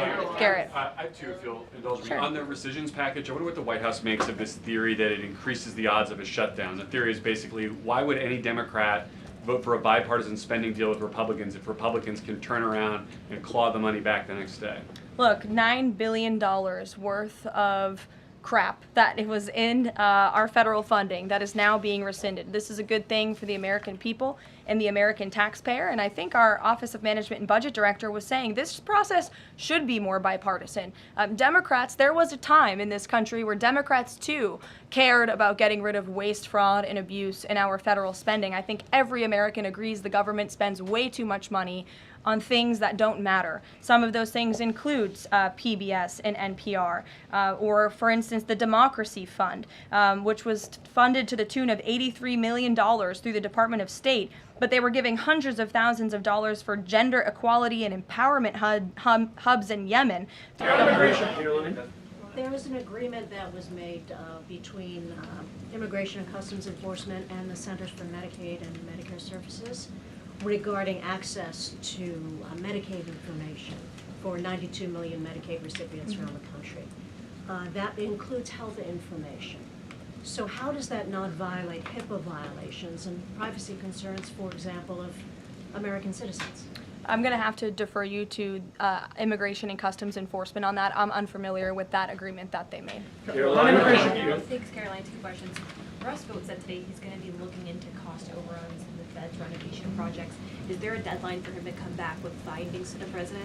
I don't believe there's a deadline the president has set for Russ Vought, but I think, again, this is a good use of taxpayers' time to look into this project that is millions and millions of dollars over budget. It's for a big, beautiful mansion for the federal chairman, reserve chairman, and I understand that it costs much more than it did the beautiful palace that many of you joined us at when we went overseas. So it's completely unnecessary, it's overpriced, and I think it's a good thing the administration, led by the president, is looking into it. If there ever were to find wrongdoing or fraud, would the president reconsidering firing Jerome Powell? Look, it's a hypothetical question. We'll see where it goes. The president spoke about how he feels on this matter yesterday. Sure. Thank you so much, Caroline. So we saw Ambassador Huckabee arrive to Prime Minister Netanyahu's trial to show his support. Does the president plan to impose any kind of sanctions against the Israel judicial system? I don't have any update for you on that or any announcement on that front. I don't believe so. Does the president believe that justice has been served in the Epstein case? Look, the president believes that he directed the Department of Justice to do an exhaustive and thorough review, and they did that. And they all agreed, the FBI director, the deputy FBI director, the attorney general, on the memo that they drafted and they released. Thank you, Caroline. Just a follow-up on Reagan's question. Representative Salazar's bill, it grants illegal aliens with legal status for 7-year increments. It also gives permanent path to residency for so-called dreamers. And, you know, President Trump and Labor Secretary Chavez, who previously co-sponsored a version of this bill when she was in the House, they've spoken about a work deal similar to the bill, I believe. What's the difference between a work deal and amnesty? Look, as I told Reagan, the president, the White House have not reviewed this specific piece of legislation. It's just not where our focus has been. But the president, for one, has been very clear he does not support amnesty. We'll go to, oh, look at some friends in the back. Brian, go ahead. You didn't show up early enough to get some good real estate up here. I love it. Any update on the auto pen? I know that there was the DOJ and some others were looking into the thousands of documents that were signed off just before Joe Biden left office. Any update on the auto pen? Yes. I'm not laughing at you. I'm just laughing at how far away you are, and you're going to need to get some microphones back there. On the auto pen investigation, yes. The White House counsel's office has launched their own investigation into former President Biden's usage of the auto pen. We have requested some documents from the National Archives, and again, as I've said many times from this podium, and the president has said as well, it's incredibly important that we get to the bottom of who really was at the tip of the spear in the decision-making process here in the White House, because former President Biden himself admitted to the New York Times, I understand he never gave interviews when he was here, but now all of a sudden he wants to give one, and he said that he did not actually review every single pardon that he signed on his way out the door. That's incredibly concerning, and I can tell you it's something this president would never tolerate. This is a president who is signing things all the time. Any document that has legal implications, this president's signature is on it because he's the one making the decisions. It does not appear that was the truth in the previous White House, and I know the American people want to receive answers on who was running the show, because the decisions that were made in this place really destroyed our country, and we deserve to get to the bottom of it. Mark, in the back. Thanks. Some Christian groups are complaining that they are not able to get visas as quickly to travel to Israel, and it's been elevated to Ambassador Huckabee's station. Is the White House aware of that? Does it have any reaction to that? And is that part of the president's disappointment with Netanyahu's government? Look, I'm not aware of that, Mark, but I'm sure, again, our National Security Council is, and also the State Department. As you know, travel visas roll through Secretary Rubio's shop over there, whom we work very closely with, so we will check in on the matter. But I know overall this president and the administration do want to streamline the visa process to make it easier for both Americans who want to travel abroad and people abroad who want to come to our country the legal way. Go ahead. I was going to the gentleman above you, but go ahead, Libby, and then you can go. Okay, two questions for you. The first is, during the Hill Nation Summit, Secretary Noem suggested there could be some changes to TSA's liquid limits. Is the president aware of that? Is that an idea that he's backing? And what would that timeline and the changes look like? Sure. I would defer you to the Department of Homeland Security, but I did see Secretary Noem's comments, and I think it's great that on day one she asked TSA, what are we doing right? What are we doing wrong? How can we make air travel more efficient while maintaining utmost security for American passengers and travelers? And I know they announced no more shoes, or you don't need to take off your shoes anymore at the airport, which I think is welcome news to all of us who travel a lot. But further guidance or decisions, of course, that's in the Secretary of Homeland Security's overview, and I would defer to her. And the other question for you is on Bondi and Burgum's trip today to Alcatraz. I'm curious what the funding is going to look like for that, and who the president does want to see incarcerated there, if it were to become. Sure. Well, this was an idea of the president. He spoke about it in May, and he directed his administration to review a reopening plan for Alcatraz if it is possible, which is why the Attorney General and the Secretary of Interior have traveled there today. They are touring the site, and if the Alcatraz prison is reopened, it would be under the purview of the Bureau of Prisons. And the Secretary of Interior also would play a big role in this as well. So they're there to review the site today, and I'm sure you'll hear more from them on it later. And just to follow up, Libby, on who the president wants to see housed in Alcatraz, the worst of the worst criminals in this country, both American criminals who convict heinous crimes, but also illegal alien criminals before deportation as well. Sure. Go ahead. The State Department yesterday urged the Chinese Communist Party to cease its campaign to eradicate Falun Gong, a peaceful spiritual practice. With the anniversary of this brutal persecution approaching, does the White House have a message for the CCP on this? Well, I will get you one, and we will get back to you. Sure. Go ahead. We'll take. Go ahead, and then go ahead. Sure. I've never called on you. Why don't you go ahead? In the red tie. Hello. Dr. Harper behind. Thank you. Yes. Go ahead. Go ahead. Me, thanks. Yes. Thank you, Caroline. Yes, you. What's your name? My name is Matias. Thank you. What's your outlet? I'm for Record TV, Brazil. Great. Brazil's President Lula recently said that President Trump was elected to govern the United States and not to act as the emperor of the world. And he also emphasized that Brazil is open to negotiation. I'd like to hear what you have to say about it, what the administration has to say about it, and specifically what areas are currently open to negotiation in the light of the 50% tariffs that were announced. Sure. The president is certainly not trying to be the emperor of the world. He is a strong president for the United States of America, and he's also the leader of the free world. And we've seen a great shift across the entire globe because of the strong leadership of this president. In regards to Brazil, the president sent a letter to Brazil announcing their new tariff percentage. He also directed our USTR ambassador, Jameson Greer, to launch an investigation of Brazil under Section 301 of the Trade Act of 1974, designed to address unfair foreign practices that are affecting U.S. commerce. For years, we know Brazil's digital regulations and weak IP protections have undermined U.S. tech and innovative companies, and their tolerance of illegal deforestation and other environmental practices puts American producers, manufacturers, farmers, and ranchers who follow better environmental standards at a competitive disadvantage. So this president always acts in the best interest of the American people and the United States of America, and he will continue to do so. Thank you very much, everyone. We'll see you later. I appreciate the enthusiasm today. Caroline Levitt there, holding a press briefing live at the White House. You were just watching there. She walked off the podium there.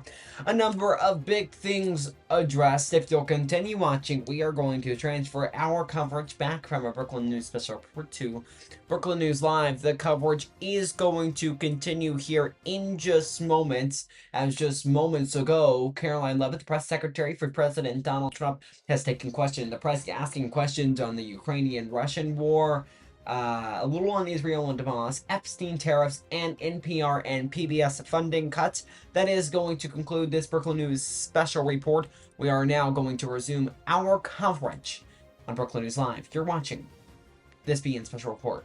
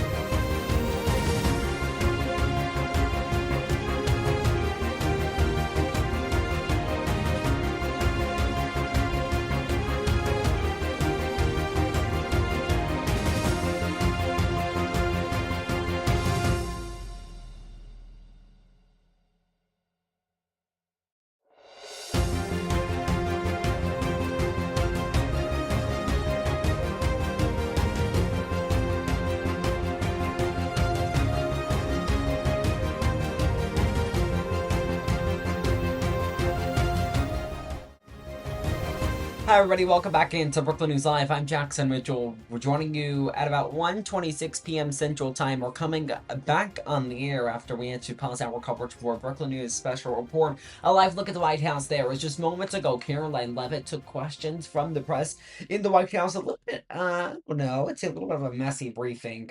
Usually they're a little cleaner and nicer, but she was calling on people in the back, and it was confusing as to who she was calling on. Do have plenty of notes, of course, to give, though, as we continue our look on the White House there.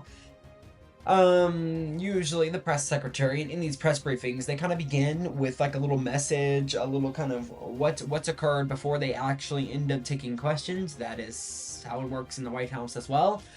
These are my notes. I'll just read them word for word here. She highlighted the success of Trump admin, says tariffs are not inflationary, as the president has said before, says ICE has continued to capture illegal immigrants. She goes on to list those immigrants. We were showing that on our airways as well. She says President Donald Trump, this when it comes to the health, it has been noticed by the press that he had swelling in his hand, or kind of some inflammation rather in his hand and swelling to his legs. I don't know if that was by the press, but that was something that was noticed. She says President Donald Trump had swelling in his legs and saying it is a common illness for the president to have. Says bruising is from aspirin and common handshaking. That is, according to the president's doctor, that press secretary Caroline Leavitt just read out moments ago. She said, when asked about the Epstein files, a question that continues to appear in these briefings, says past administration in the White House, quote, didn't do a dang thing, unquote, on Epstein, calls Democrats' actions on the Epstein files, quote, asinine, says Trump doesn't like how media is covering it, and that is why he is, according to sources inside the White House, calling for kind of this quiet down of this story. Meanwhile, many Republicans in his own party are breaking away from the president on this exact topic. Continue to look at the live look at the White House. We are following multiple different stories.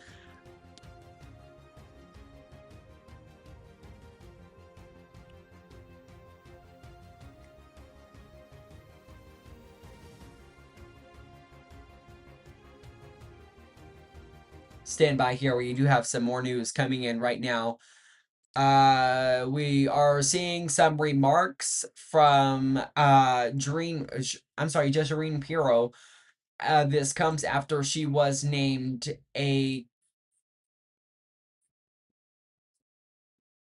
permanent, U.S. attorney in D.C. She is making remarks right now. Stand by for me. I'm getting a feed ready for you.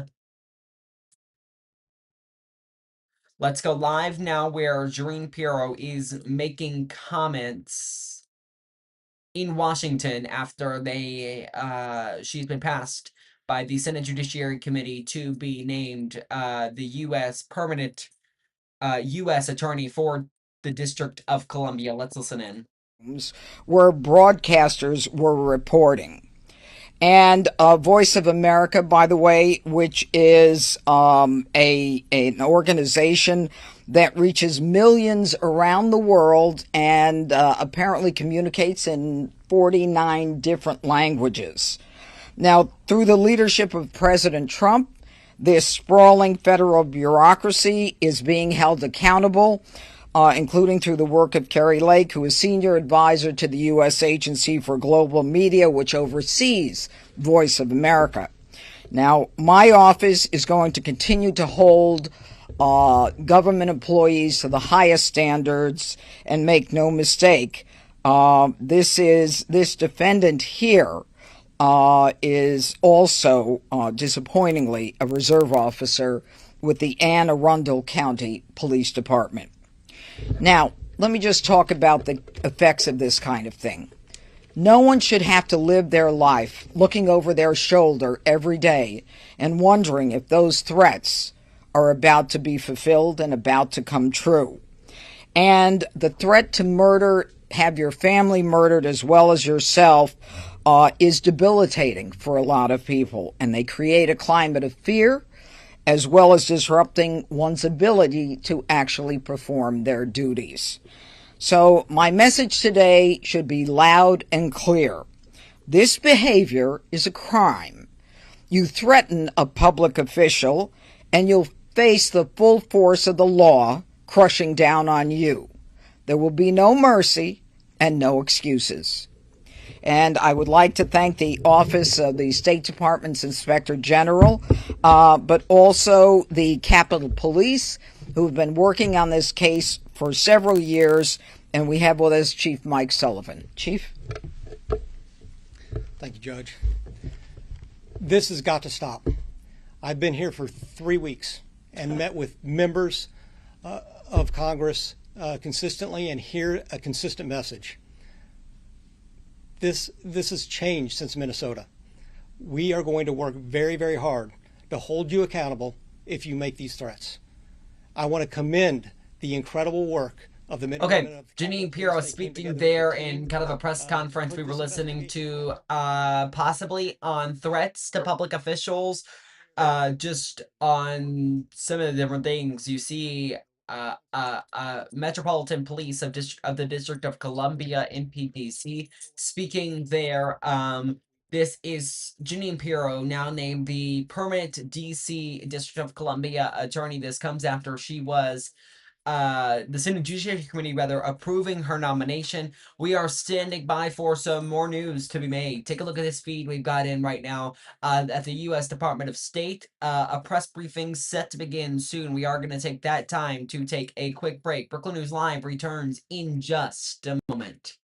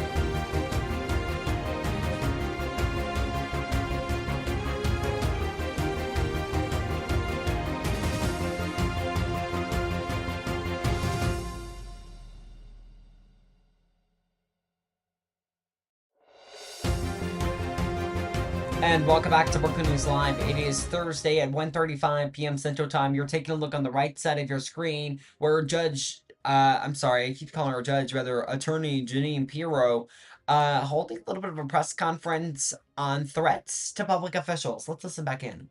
Minutes. No, presented.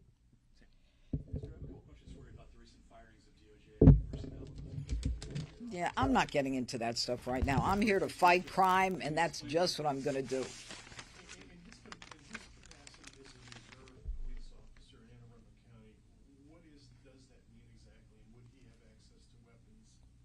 That I don't know. Do you know?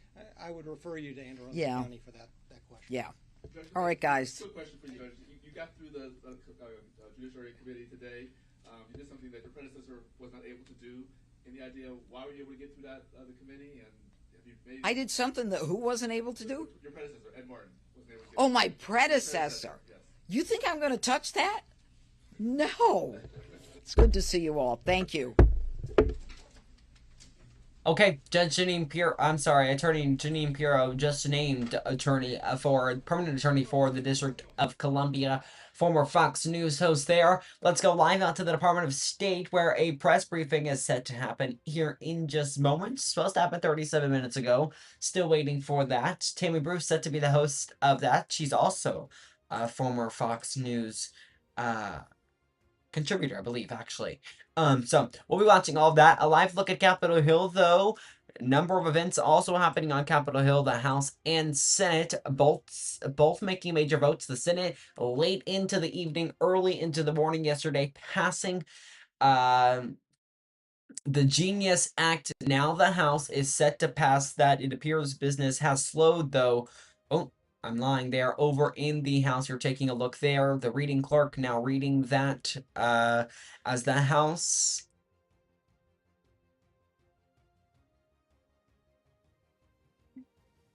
And the chair has now changed as well, since we were watching it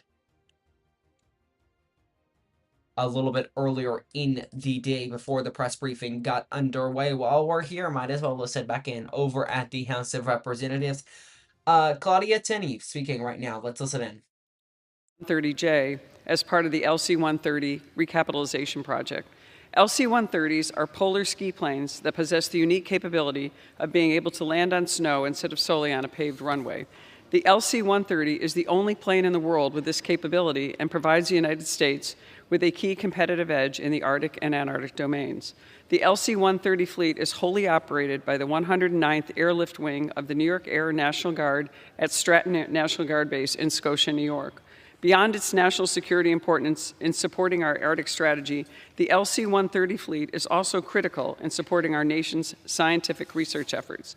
Each year, the current LC-130 fleet assists in critical missions in both Greenland and Antarctica pursuant to President Ronald Reagan's Presidential Memorandum 6646. However, our current LC-130H fleet is aging quickly, with some planes over 50 years old. Despite the great work of the 109th Airlift Wing in maintaining these planes, we must quickly recapitalize these planes to ensure the U.S. does not lose the critical capabilities provided by the LC-130 fleet. Before I conclude, I want to thank Bob Epp and Dennis Feeney from the New York National Guard's legislative team, General Stephen Slosik from the 109th Airlift Wing, General Michael Bank, the New York Air National Guard commander, and General Ray Shields, the New York Adjunct General, for their tireless efforts in advocating alongside with me for the LC-130 recapitalization. Last year, with the help of these individuals and Chairman Calvert, we were able to secure $29 million in the FY25 CR spend plan for the Department of Defense for these non-recurring engineering expenses. Rest assured, I will continue fighting to secure the additional funding in the final FY26 defense bill. Before I withdraw this amendment, Mr. Chairman, Chairman Calvert, I ask you to commit to working with me on the continued LC-130 recapitalization project, as you have so graciously in the past, and I yield my time to you. I look forward to working with the gentlelady. We need a place, we need those aircraft to land them in Greenland. Thank you. Thank you so much. A mission of our president, of course. I want to say thank you, and I withdraw this amendment and yield back my time. Thank you so much, Mr. Chairman. The gentlewoman yields. Seeing no other member seeking recognition, the amendment is withdrawn.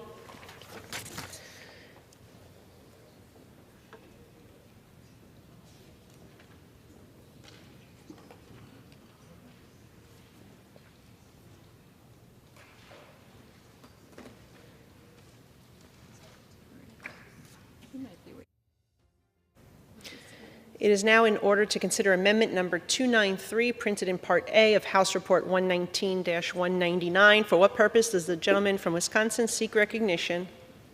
Madam Speaker, I have an amendment at the desk.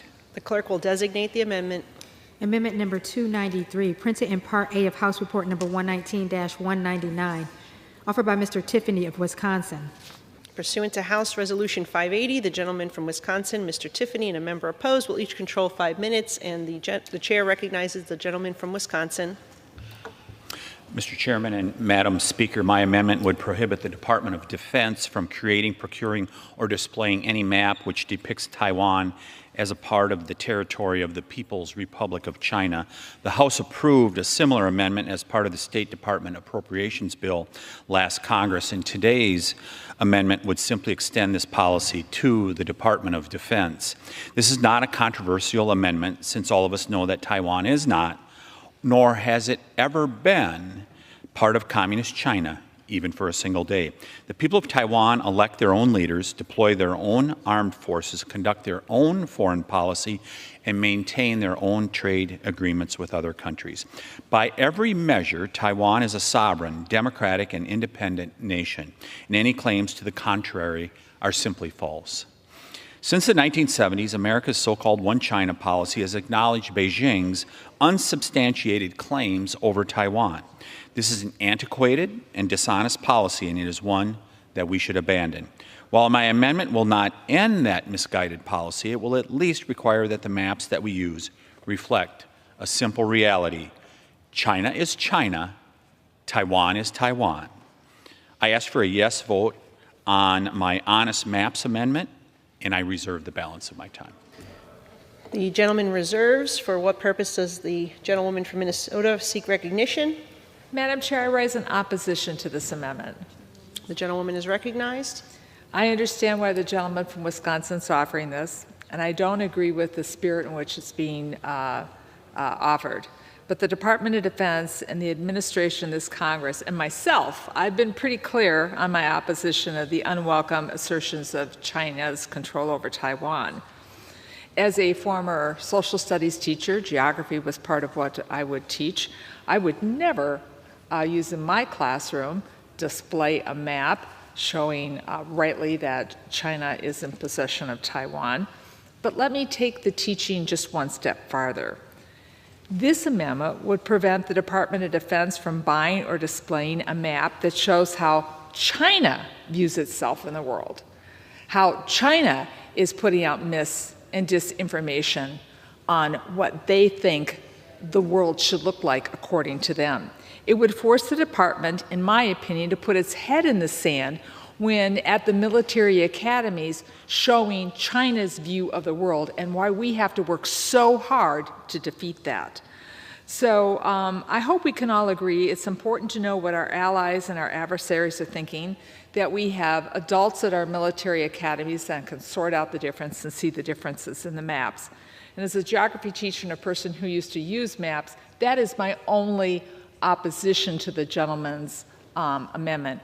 I know what he's getting at. I don't disagree with it, but sometimes you have to have what your enemy and how they view the world and what they're showing the world in juxtaposition for how we view the world and how Taiwan needs to remain independent. Congress and the department should focus our time and energy on being clear about China with respect for international boundaries and rule of law. So I just, as a geography teacher, I had to say something. And with that, I'm just going to yield back. I thank the chair. The gentlelady yields back her time, and the gentleman from California is recognized. Oh, the gentleman from Wisconsin is recognized. You're going to yield me time. I will yield the chairman. The gentleman from California is recognized. I certainly rise in support of the amendment. The amendment prohibits the expenditure of funds to create, procure, or display any map that depicts Taiwan as part of the territory of the People's Republic of China. Let's be clear. Taiwan is not a part of the People's Republic of China. We should not appease the desires of the Communist Chinese leadership by pretending that it is. Our map should accurately reflect this reality. I urge my colleagues to support the amendment, and I yield back the balance of my time. The gentleman yields, and the gentleman from I Wisconsin reserves his time. He's the only one that controls time. I would like to yield 1 minute to my friend from Arizona, Mr. Biggs. The gentleman from Arizona is recognized for 1 minute. Thank you. Taiwan's a great friend of the United States, and it's a unique friend to Arizona. The CCP uses every tool it can, including maps, to undermine truth and assert illegitimate claims over sovereign territory. Congress should not fund anything that supports the CCP's disinformation efforts, and now is the time for strategic clarity with rising bellicosity coming from the CCP. We cannot allow for authoritarian regimes to dictate how our government communicates facts, and if we truly stand for freedom, sovereignty, and truth, then we must also stand with Taiwan, and this is one way to do so, and I yield back. The gentleman yields back his time, and the gentleman from Wisconsin is recognized. I'll just close by saying I appreciate the consistency by the gentle lady from Minnesota, because she said the same thing a couple years ago. But this body was excluded back in 1979 when the One China policy was implemented by President Carter, and it's up to this body to make sure it claims its rightful place in foreign policy when we have an issue like this before us. And she talks about the spirit of this amendment. I would say this amendment is issued in the spirit of freedom. And that is all that Taiwan is looking for, is to defend its freedom, and it should be able to do it. With that, I yield back. Gentleman yields back. The question is on the amendment offered by the gentleman from Wisconsin. Those in favor say aye. Those opposed say no. In the opinion of the chair, the ayes have it, and the amendment is agreed to. That underline really helps. Thanks. The chair understands that amendment number 303 will not be offered.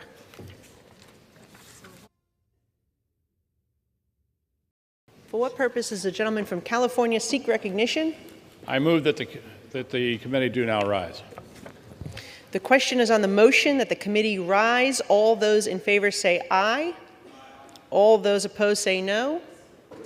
The ayes have it, and the motion is adopted. Accordingly, the committee rises.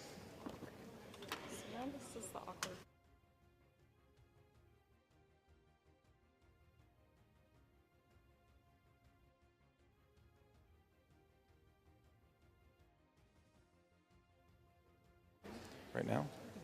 Madam Chairwoman. Madam Speaker, the Committee on the Whole House on the State of the Union, having had under consideration H.R. 4016, directs me to report that it has come to no resolution thereon.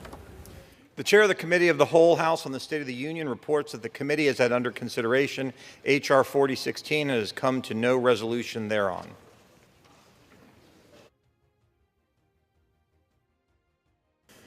Proceedings will resume on questions previously postponed. Votes will be taken in the following order: passage of H.R. 3633, passage of Senate 1582, and passage of H.R. 1919.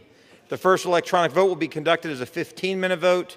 Pursuant to Clause 9 of Rule 20, remaining electronic votes will be conducted as 5-minute votes. Pursuant to Clause 8 of Rule 20, the unfinished business is the vote on passage of H.R. 3633, on which the yeas and nays are ordered. The clerk will report the title of the bill. Union Calendar Number 134, H.R. 3633, a bill to provide for a system of regulation of the offer and sale of digital commodities by the Securities and Exchange Commission and the Commodity Futures Trading Commission and for other purposes. The question is on the passage of the bill. Members will record their votes by electronic device. This is a 15-minute vote.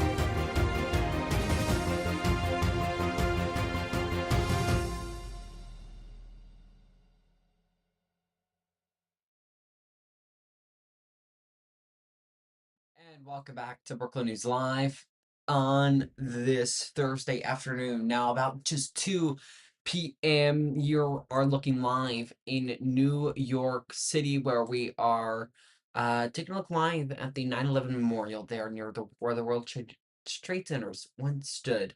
Happening now, Tammy Bruce now presiding over a press briefing over at the State Department. Let's go live there and listen in.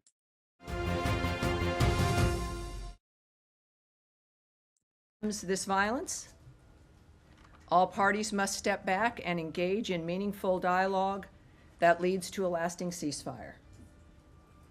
Why? Whoever's got the music going, that's a lovely touch, but we really need it to be turned off. All right. I'm going to start again at the stop. Please turn off your phones. Please turn off the sound. Do not disturb. You don't have to have it on airport, but although I could say that we are an airplane, but we're not. Let's start again, shall we? And welcome aboard to everybody watching at home. We know C-SPAN covers us live as well. We appreciate that. And of course, we're a little late today, but actually, every time is the perfect time because our colleague Caroline had her later briefing, so here we are right now. So to begin, an update on the situation in Syria. The United States unequivocally condemns the violence. All parties must step back and engage in meaningful dialogue that leads to a lasting ceasefire. In a tweet this morning, Ambassador Tom Barrack, also, of course, our special envoy for Syria, said, "Thankful to all sides for their break from chaos and confusion as we attempt to navigate all parties to a more durable and peaceful solution in Syria." Over the last 48 hours, the United States has led diplomatic efforts to promote real de-escalation and peace. As Secretary of State Marco Rubio noted yesterday, we have engaged all the parties involved in the clashes in Syria. We have agreed on specific steps that will bring this troubling and horrifying situation to an end tonight. This will require all parties to deliver on the commitments they have made, and this is what we fully expect them to do. We are actively engaging all constituencies in Syria to navigate towards calm and continued discussions on integration and a stable, more prosperous future for all Syrians. To that end, we are calling on the Syrian government to lead in determining the path forward. Now, today, the United States also sanctioned TDA leader Hector Rutherford Guerrero Flores, also known as Nino Guerrero, and 5 other key members. The Department of State, through the Transnational Organized Crime Rewards Program, managed by the Bureau of International Narcotics and Law Enforcement Affairs, is offering a reward of up to $5 million for information leading to the arrest and/or conviction of Guerrero. TDA is a foreign terrorist organization that originated in Venezuela and has launched a campaign of terror throughout our hemisphere. We are determined to protect Americans by eliminating TDA's vicious criminal activities.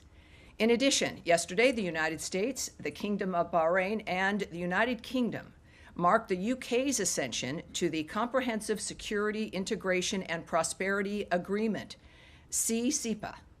This milestone framework builds on the historic Abraham Accords and is aimed at fostering broader integration in the Middle East, bolstering mutual deterrence against external threats, and expanding cooperation to advance security, stability, and prosperity in the region. And finally, for today's topper, starting today, Secretary Rubio decided to end the ordered departure status for the U.S. Mission Iraq personnel, including personnel at the U.S. Embassy Baghdad and U.S. Consulate General Erbil. Personnel who are temporarily relocated outside of Iraq will begin a gradual return to U.S. Embassy Baghdad and Consulate General Erbil. The State Department's travel advisory for Iraq remains at a level 4, which of course translates to do not travel. We remain strongly committed to advancing our policy priorities in Iraq, strengthening Iraq's sovereignty, advancing U.S. business interests, and engaging with Iraqi leaders and the Iraqi people. The State Department, U.S. Embassy Baghdad, and Consulate General Erbil will continue to closely monitor and assess, as you might imagine, the security situation across Iraq and the region. And that is the conclusion of my announcements. And I'm ready to take your questions. And we'll start with the young lady who was in the White House first. So we'll start with Nadia right now. Thank you. I want to follow up with what you said. The president spoke with Prime Minister Netanyahu. He just issued a statement to say he's very sorry about targeting, or not targeting, but by attacking this church. He said it was done by mistake. But the State Department and the White House put a priority on protecting minorities, especially Christians. How can you make sure that Christians in Gaza are protected? We have 3 people dead, including 88-year-old woman from Ayyad family. And to make sure that these people are not actually targeted, but as the Prime Minister said, because there have been many incidents before, Tammy, as you know. They targeted the Russian Orthodox Church before. Yes, well, in this case, of course, it was an accident. I think that the response from Netanyahu is an appropriate start. Of course, we share condolences to the citizens, the civilians' deaths at the Roman Catholic Church. We have asked that Israel investigate the strike still, of course, and ensure that all civilians, including Christian civilians, remain safe. That's one of our, of course, regular asks of everyone as we try to stop war and engage with ceasefires because of the horrible dynamics that exist across the world when this goes on. There's no benefit to this, any kind of military action, no real benefit at all. So Israel did express a deep sorrow over the damage and over any civilian casualties, and the IDF, they do note, is investigating. And of course, for further information, we refer you to the government of Israel. I can tell you, as I think Caroline also noted, that President Trump also spoke to the Prime Minister. And I think it's an understatement to say that he was not happy, that this is, again, the kind of thing that reinforces his commitment to peace around the world. I've spoken with the Secretary today at length on a number of issues. Obviously, everyone is appalled. I can tell you, for those who haven't seen it and for those at home, the Israeli Foreign Ministry has said, Israel expresses deep sorrow over the damage to the Holy Family Church in Gaza City and over any civilian casualty. The IDF is examining the incident, the circumstances of which is still unclear, and the results of the investigation will be published transparently. Israel never targets churches or religious sites and regrets any harm to a religious site or to uninvolved civilians. The IDF has a statement as well. The IDF is aware of reports regarding damage caused to the Holy Family Church in Gaza City and casualties at the scene. The circumstances of the incident are under review. The IDF makes every feasible effort to mitigate harm to civilians and civilian structures, including religious sites, and regrets any damage caused to them. So this is, I think, a good indication of their realizing what the world expects, what we expect, and of course appreciating POTUS's contact as well, which is helpful for all of us. Nadia, one more. Yes, ma'am. Syria. Yesterday, the Secretary told us at the Oval Office that the conflict in Sweden is between the Bedouins and the Druze. Do you rule out any involvement of foreign fighters or ISIS fighters in what we have seen, witnessed in the last 3 days, including atrocities against civilians? Well, there will be some continued, obviously there will need to be some continued investigation of the nature of what's occurred. We saw, of course, the President and the Secretary note, both of them, that they've been involved, and certainly our Special Envoy, Tom Barrack, is also, of course, the Ambassador to Turkey. And we know what we know at this point. Clearly, there has to be more investigation into the nature of how this started. But ultimately, the discussions have created a dynamic where the Syrians have withdrawn. Israel has not continued. That has ceased. And of course, there continue to be skirmishes. This is a rivalry between the Druze and the Bedouins. That's, I think, 400 years old. This is, though, one of those challenges that, if perhaps confronted in the modern age, with new possibilities of living together, that is the kind of thing we now know must be addressed. So we've had some success. You heard in my topper the Secretary's continued optimism, and Ambassador Barrack, of course, is returning and will be involved And of course, I can tell you also that we unequivocally condemn the violence that has unfolded there. All parties must step back and engage in meaningful dialogue that leads to a lasting ceasefire. Of course, we know those lines from various other locations, but we also have committed to them, and we engage with them as we are also in this case. Over the last 48 hours, the United States has led the diplomatic efforts to promote real de-escalation and peace. We are actively engaging all constituencies in Syria to navigate toward calm and continued discussions on integration and a stable, more prosperous future for Syria. Of Envoy Barrack, and it remains the mission of President Trump and Secretary Rubio. All right. Yes, ma'am. Humaira.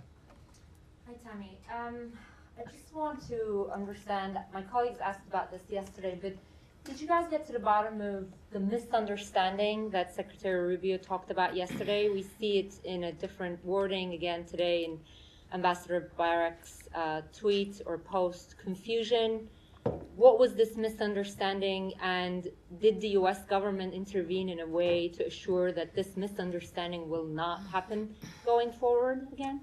You seem a little skeptical, but I don't know if I know some people at home can see some of the reporters here in the first two rows. I guess that's a prerequisite in this job. Yeah, yes, perhaps it is. But for those who don't know, the language from Ambassador Barrack's tweet: thankful to all sides for their break from chaos and confusion as we attempt to navigate all parties to a more durable and peaceful solution in Syria.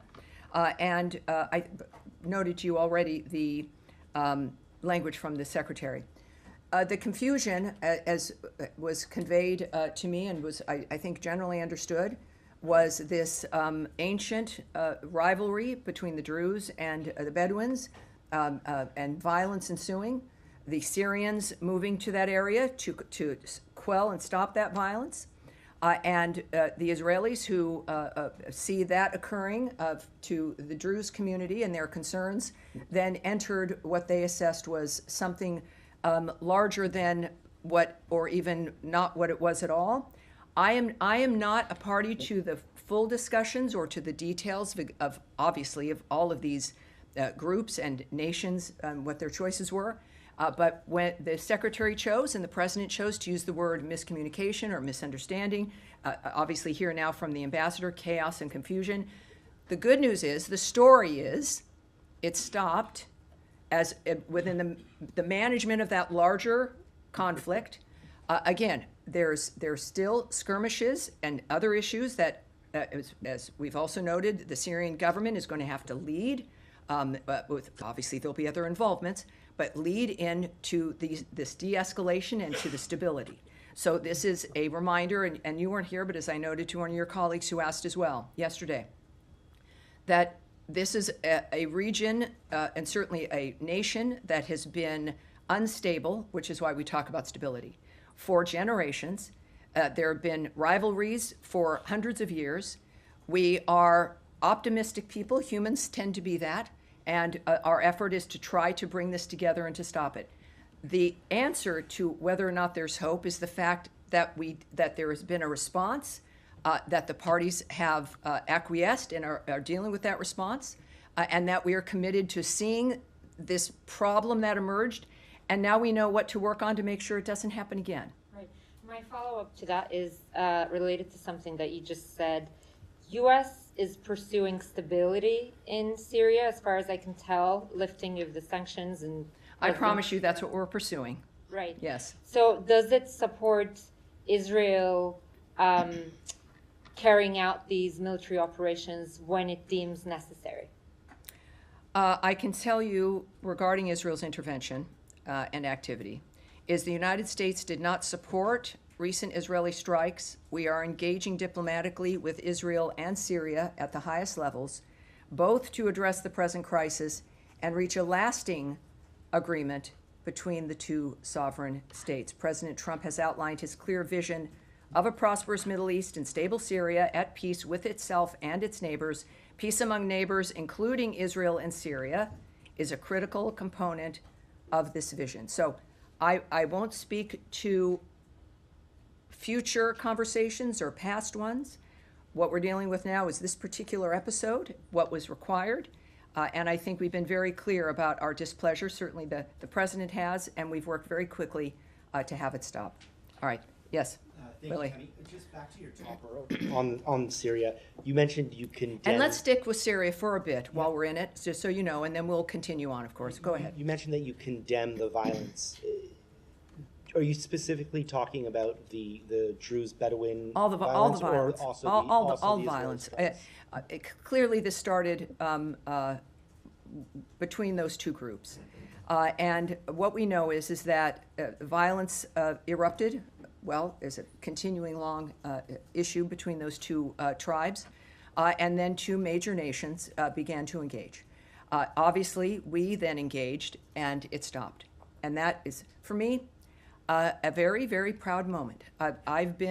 It's a remarkable situation being here at the State Department and here at this podium and taking this job, is to be an observer of actions that can be taken that stop what could end up being major global horrible issues. And we continue to work on some. We have been successful on others, but it was a very heartening and wonderful to see the work in that regard. So I think that it's the violence in general that appalls the President, that disturbs the Secretary, and it is what we all want, even though we've grown used to it. But it's possible. And if anyone can make it happen, if any country can, it's the United States, and it's the President, and it's Secretary Rubio. All right, yes, Sean. Can I follow up your answer to the answer to Mara said that the United States does not support recent Israeli strikes? Can we say that the United States, well, oh boy. Yes, I know, it was suddenly the voice of God. Don't want to give you any hints there. That's always my aspiration. Yes, there we go.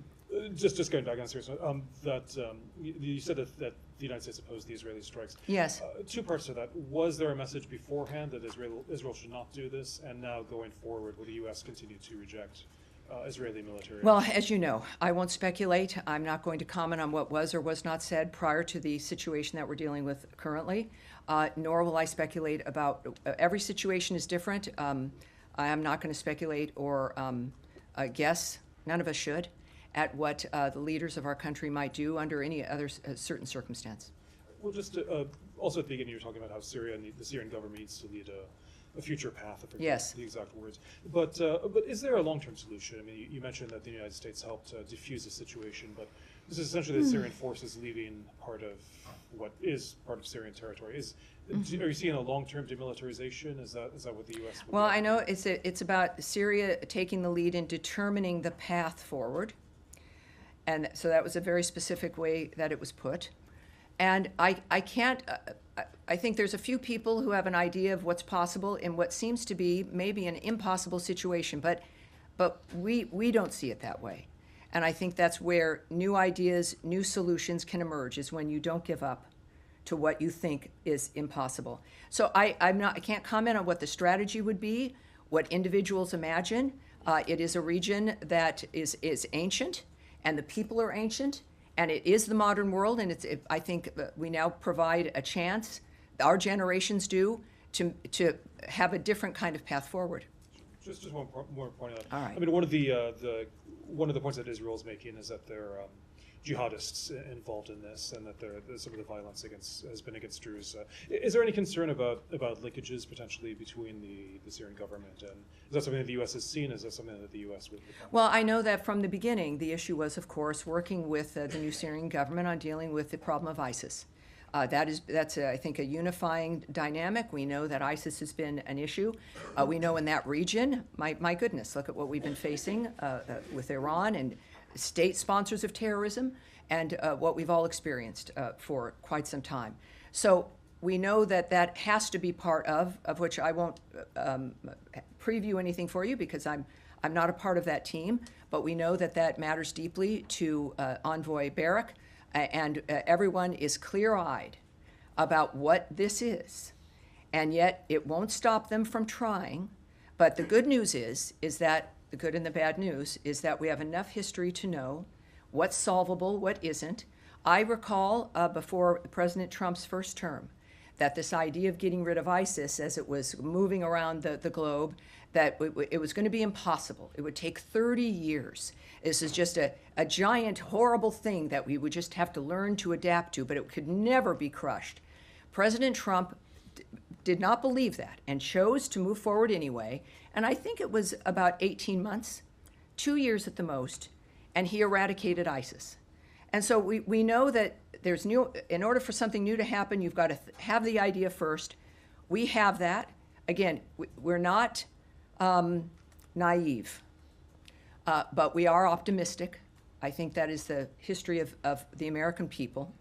And we're going to continue on that. We have good representatives helping us with that as well. Yes, sir. You said that the U.S. didn't support the Israeli strikes, and you were asked about any conversations beforehand. But what about afterwards? I mean, Caroline Levitt had said that the president called Prime Minister Netanyahu, or they spoke on the phone today, in which he condemned the strike in Gaza. But was that lack of support for the strikes on Syria, was that also conveyed to Prime Minister Netanyahu? Well, I don't know. I wasn't on the call. We were not informed of those details. Caroline had what she chose to share with you, so I won't get ahead of guessing what the conversation was. And just one other Yes. question about, I mean, you've said in the church strike, you've asked Israel to investigate that. Ambassador Huckabee said yesterday that the US has asked Israel to investigate the death of Saif Musalleh, the Palestinian American who was Yes. killed. And yet, in the same 24-hour period, he tweeted that there was a travesty of justice by the in terms of the investigation of Benjamin Netanyahu. He called them the insanity of out-of-control prosecutors. So I'm just trying to understand how a system that appears that you don't have faith in over the investigation of Mr. Netanyahu is good enough to investigate the deaths of Palestinians. Well, I would not want to characterize the ambassador's comments, but they were his remarks. If you want him to elaborate on those, you can. What I speak to here is the mission and the statement and the actions that the State Department and the President of the United States has taken and that the government is taking. And not just these two issues, but our overall view and vision of what's going to be important in the world and how we react to it. So I'm not going to characterize or place the ambassador's comments in any kind of context. That was his read to be of the president. Yeah. Well, it's not where I'm going to go. It's not what we're discussing today. Right? All right. Yes, Michelle. I have a different topic. Well, do we have any more Syria? All right, we'll come back. So, Michelle, you'll be the start of that? Yes, sir. Yeah, thank you so much, Tani. On the path forward and also the long-term solution, which Sean asked you, do you believe that the only path forward in Syria is that the all constituency or the Alrighty, so you guys have been listening in to comments from Tammy Bruce, who is a spokesperson over at the State Department. We will continue to monitor that. A big topic of the conversation there, Syria. And I'll just break it down at least to what my knowledge of this conflict is, and it's a little bit confusing because you guys are likely just confused as I am. So apparently, this is kind of how Bruce explains it. Tammy Bruce over there at the State Department explains. She says, you have the Druze and the Bedouins. There's a conflict that goes back decades. Then Syria goes there to their capital to stop it. Israel responds, and at least this is what it sounds like to me, and it's my understanding that the response was larger than what it was necessary. Now, this was all in Syria's capital. You may have heard this name before. I know I've heard it. Damascus. That is the name there. And I do want to go to this story, if we can. I'm going to pull it over here so I'm not looking so far away. Let's go to, I'm trying to think of a good source here. Let's go to, this is an NBC News. It says Syria steps back from open war in face of intense Israeli strikes after sectarian violence. I just want to read this because it says Syria's leader accused Israel on Thursday of sowing discord with the wave of intense airstrikes following deadly sectarian clashes that threatened the country's fragile unity and illustrated its neighbors' capacity to attack across the region. In a televised speech, interim President Ahmed al-Shra promised to protect the rights of freedom of Syria's Druze community and avoid an open war with Israel. He said, Syria, quote, will never be a place for division or fragmentation. His comments came after the Syrian government and leaders, my apologies there, and leaders in the Druze community announced a renewed ceasefire Wednesday after days of clashes in the southern city of Sweden threatened the relative stability achieved in the country since the toppling of the Assad regime in December. So it says, Israel launched rare strikes in Damascus and elsewhere on Wednesday in a campaign it said was aimed at defending the Druze who also have a strong presence in Israel and are considered a valued minority, as well as forcing Islamic militants away from its borders. Okay, so NBC News goes on to say the Druze community is a tight-knit sect dating back to the 11th century that draws from Christian, Muslim, and Jewish beliefs, as well as elements of Hinduism and classic Greek philosophy, according to the Pew Research Center. Its population consists of more than 1 million people living primarily in Syria and Lebanon, as well as Jordan and in Israel. Okay, so basically, it appears as if Israel may have striked this area to protect the minority Druze in this case. Maybe that's what they were going after here. They say it was a misunderstanding because a large Catholic church ended up being struck, and there's video of Syrian state TV, I believe. They're on the air when these strikes go on. I wonder if I can show this to you guys. Give me just a moment. Hopefully we don't crash. Does not look like we're going to. Okay. Let me show you guys this video that we have. Let me pull it back. This is on NBC News' website, so let's go to that. I'm going to show you, and then we're going to go to this press conference on this Texas flood update. So this is the video from State TV there. You see the bombing right behind him, and it shakes where she's standing. She gets down to the ground. I believe we have something ongoing over here. It looks like we do. Officials there soon to give a briefing. It looks like in San Angelo, Texas, that on the Texas floods. That is something we've been monitoring for the last little bit here. You're looking live there at that scene.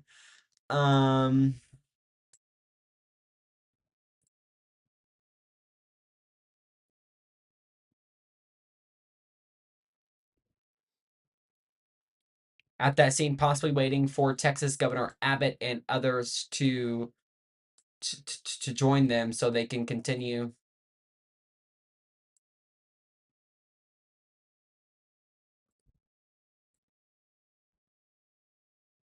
So they can move on with the press conference that is soon to come.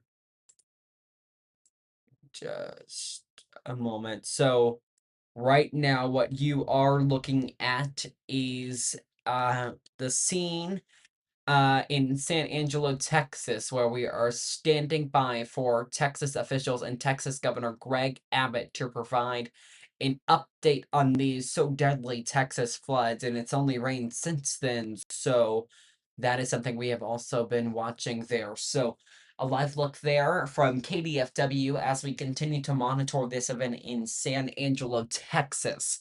As we are waiting for Texas Governor Greg Abbott to begin this press conference, Tammy Bruce still answering questions over at the State Department, and we are continuing to monitor that, but we are going to sneak in a quick break. The coverage never stops. The news never stops, really.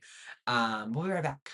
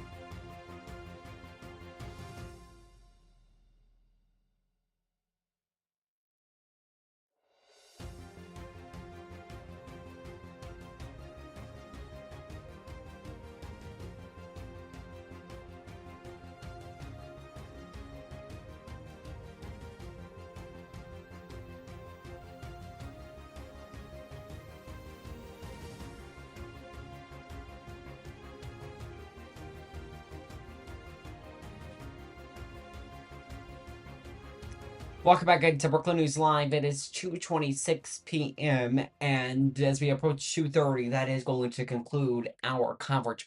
We've watched so many events throughout the afternoon from the House, beginning the morning with an event being held by Democrats to protect workers, to all kinds of events over on Capitol Hill. We've been taking a look at the White House in this view. On I-555, as well as this Texas press conference that's soon to get underway. The news never stops, and neither do we. That wraps up our coverage on this edition of Brookland News Live. It's been so good to join you all throughout the last little bit. Have a great rest of your night.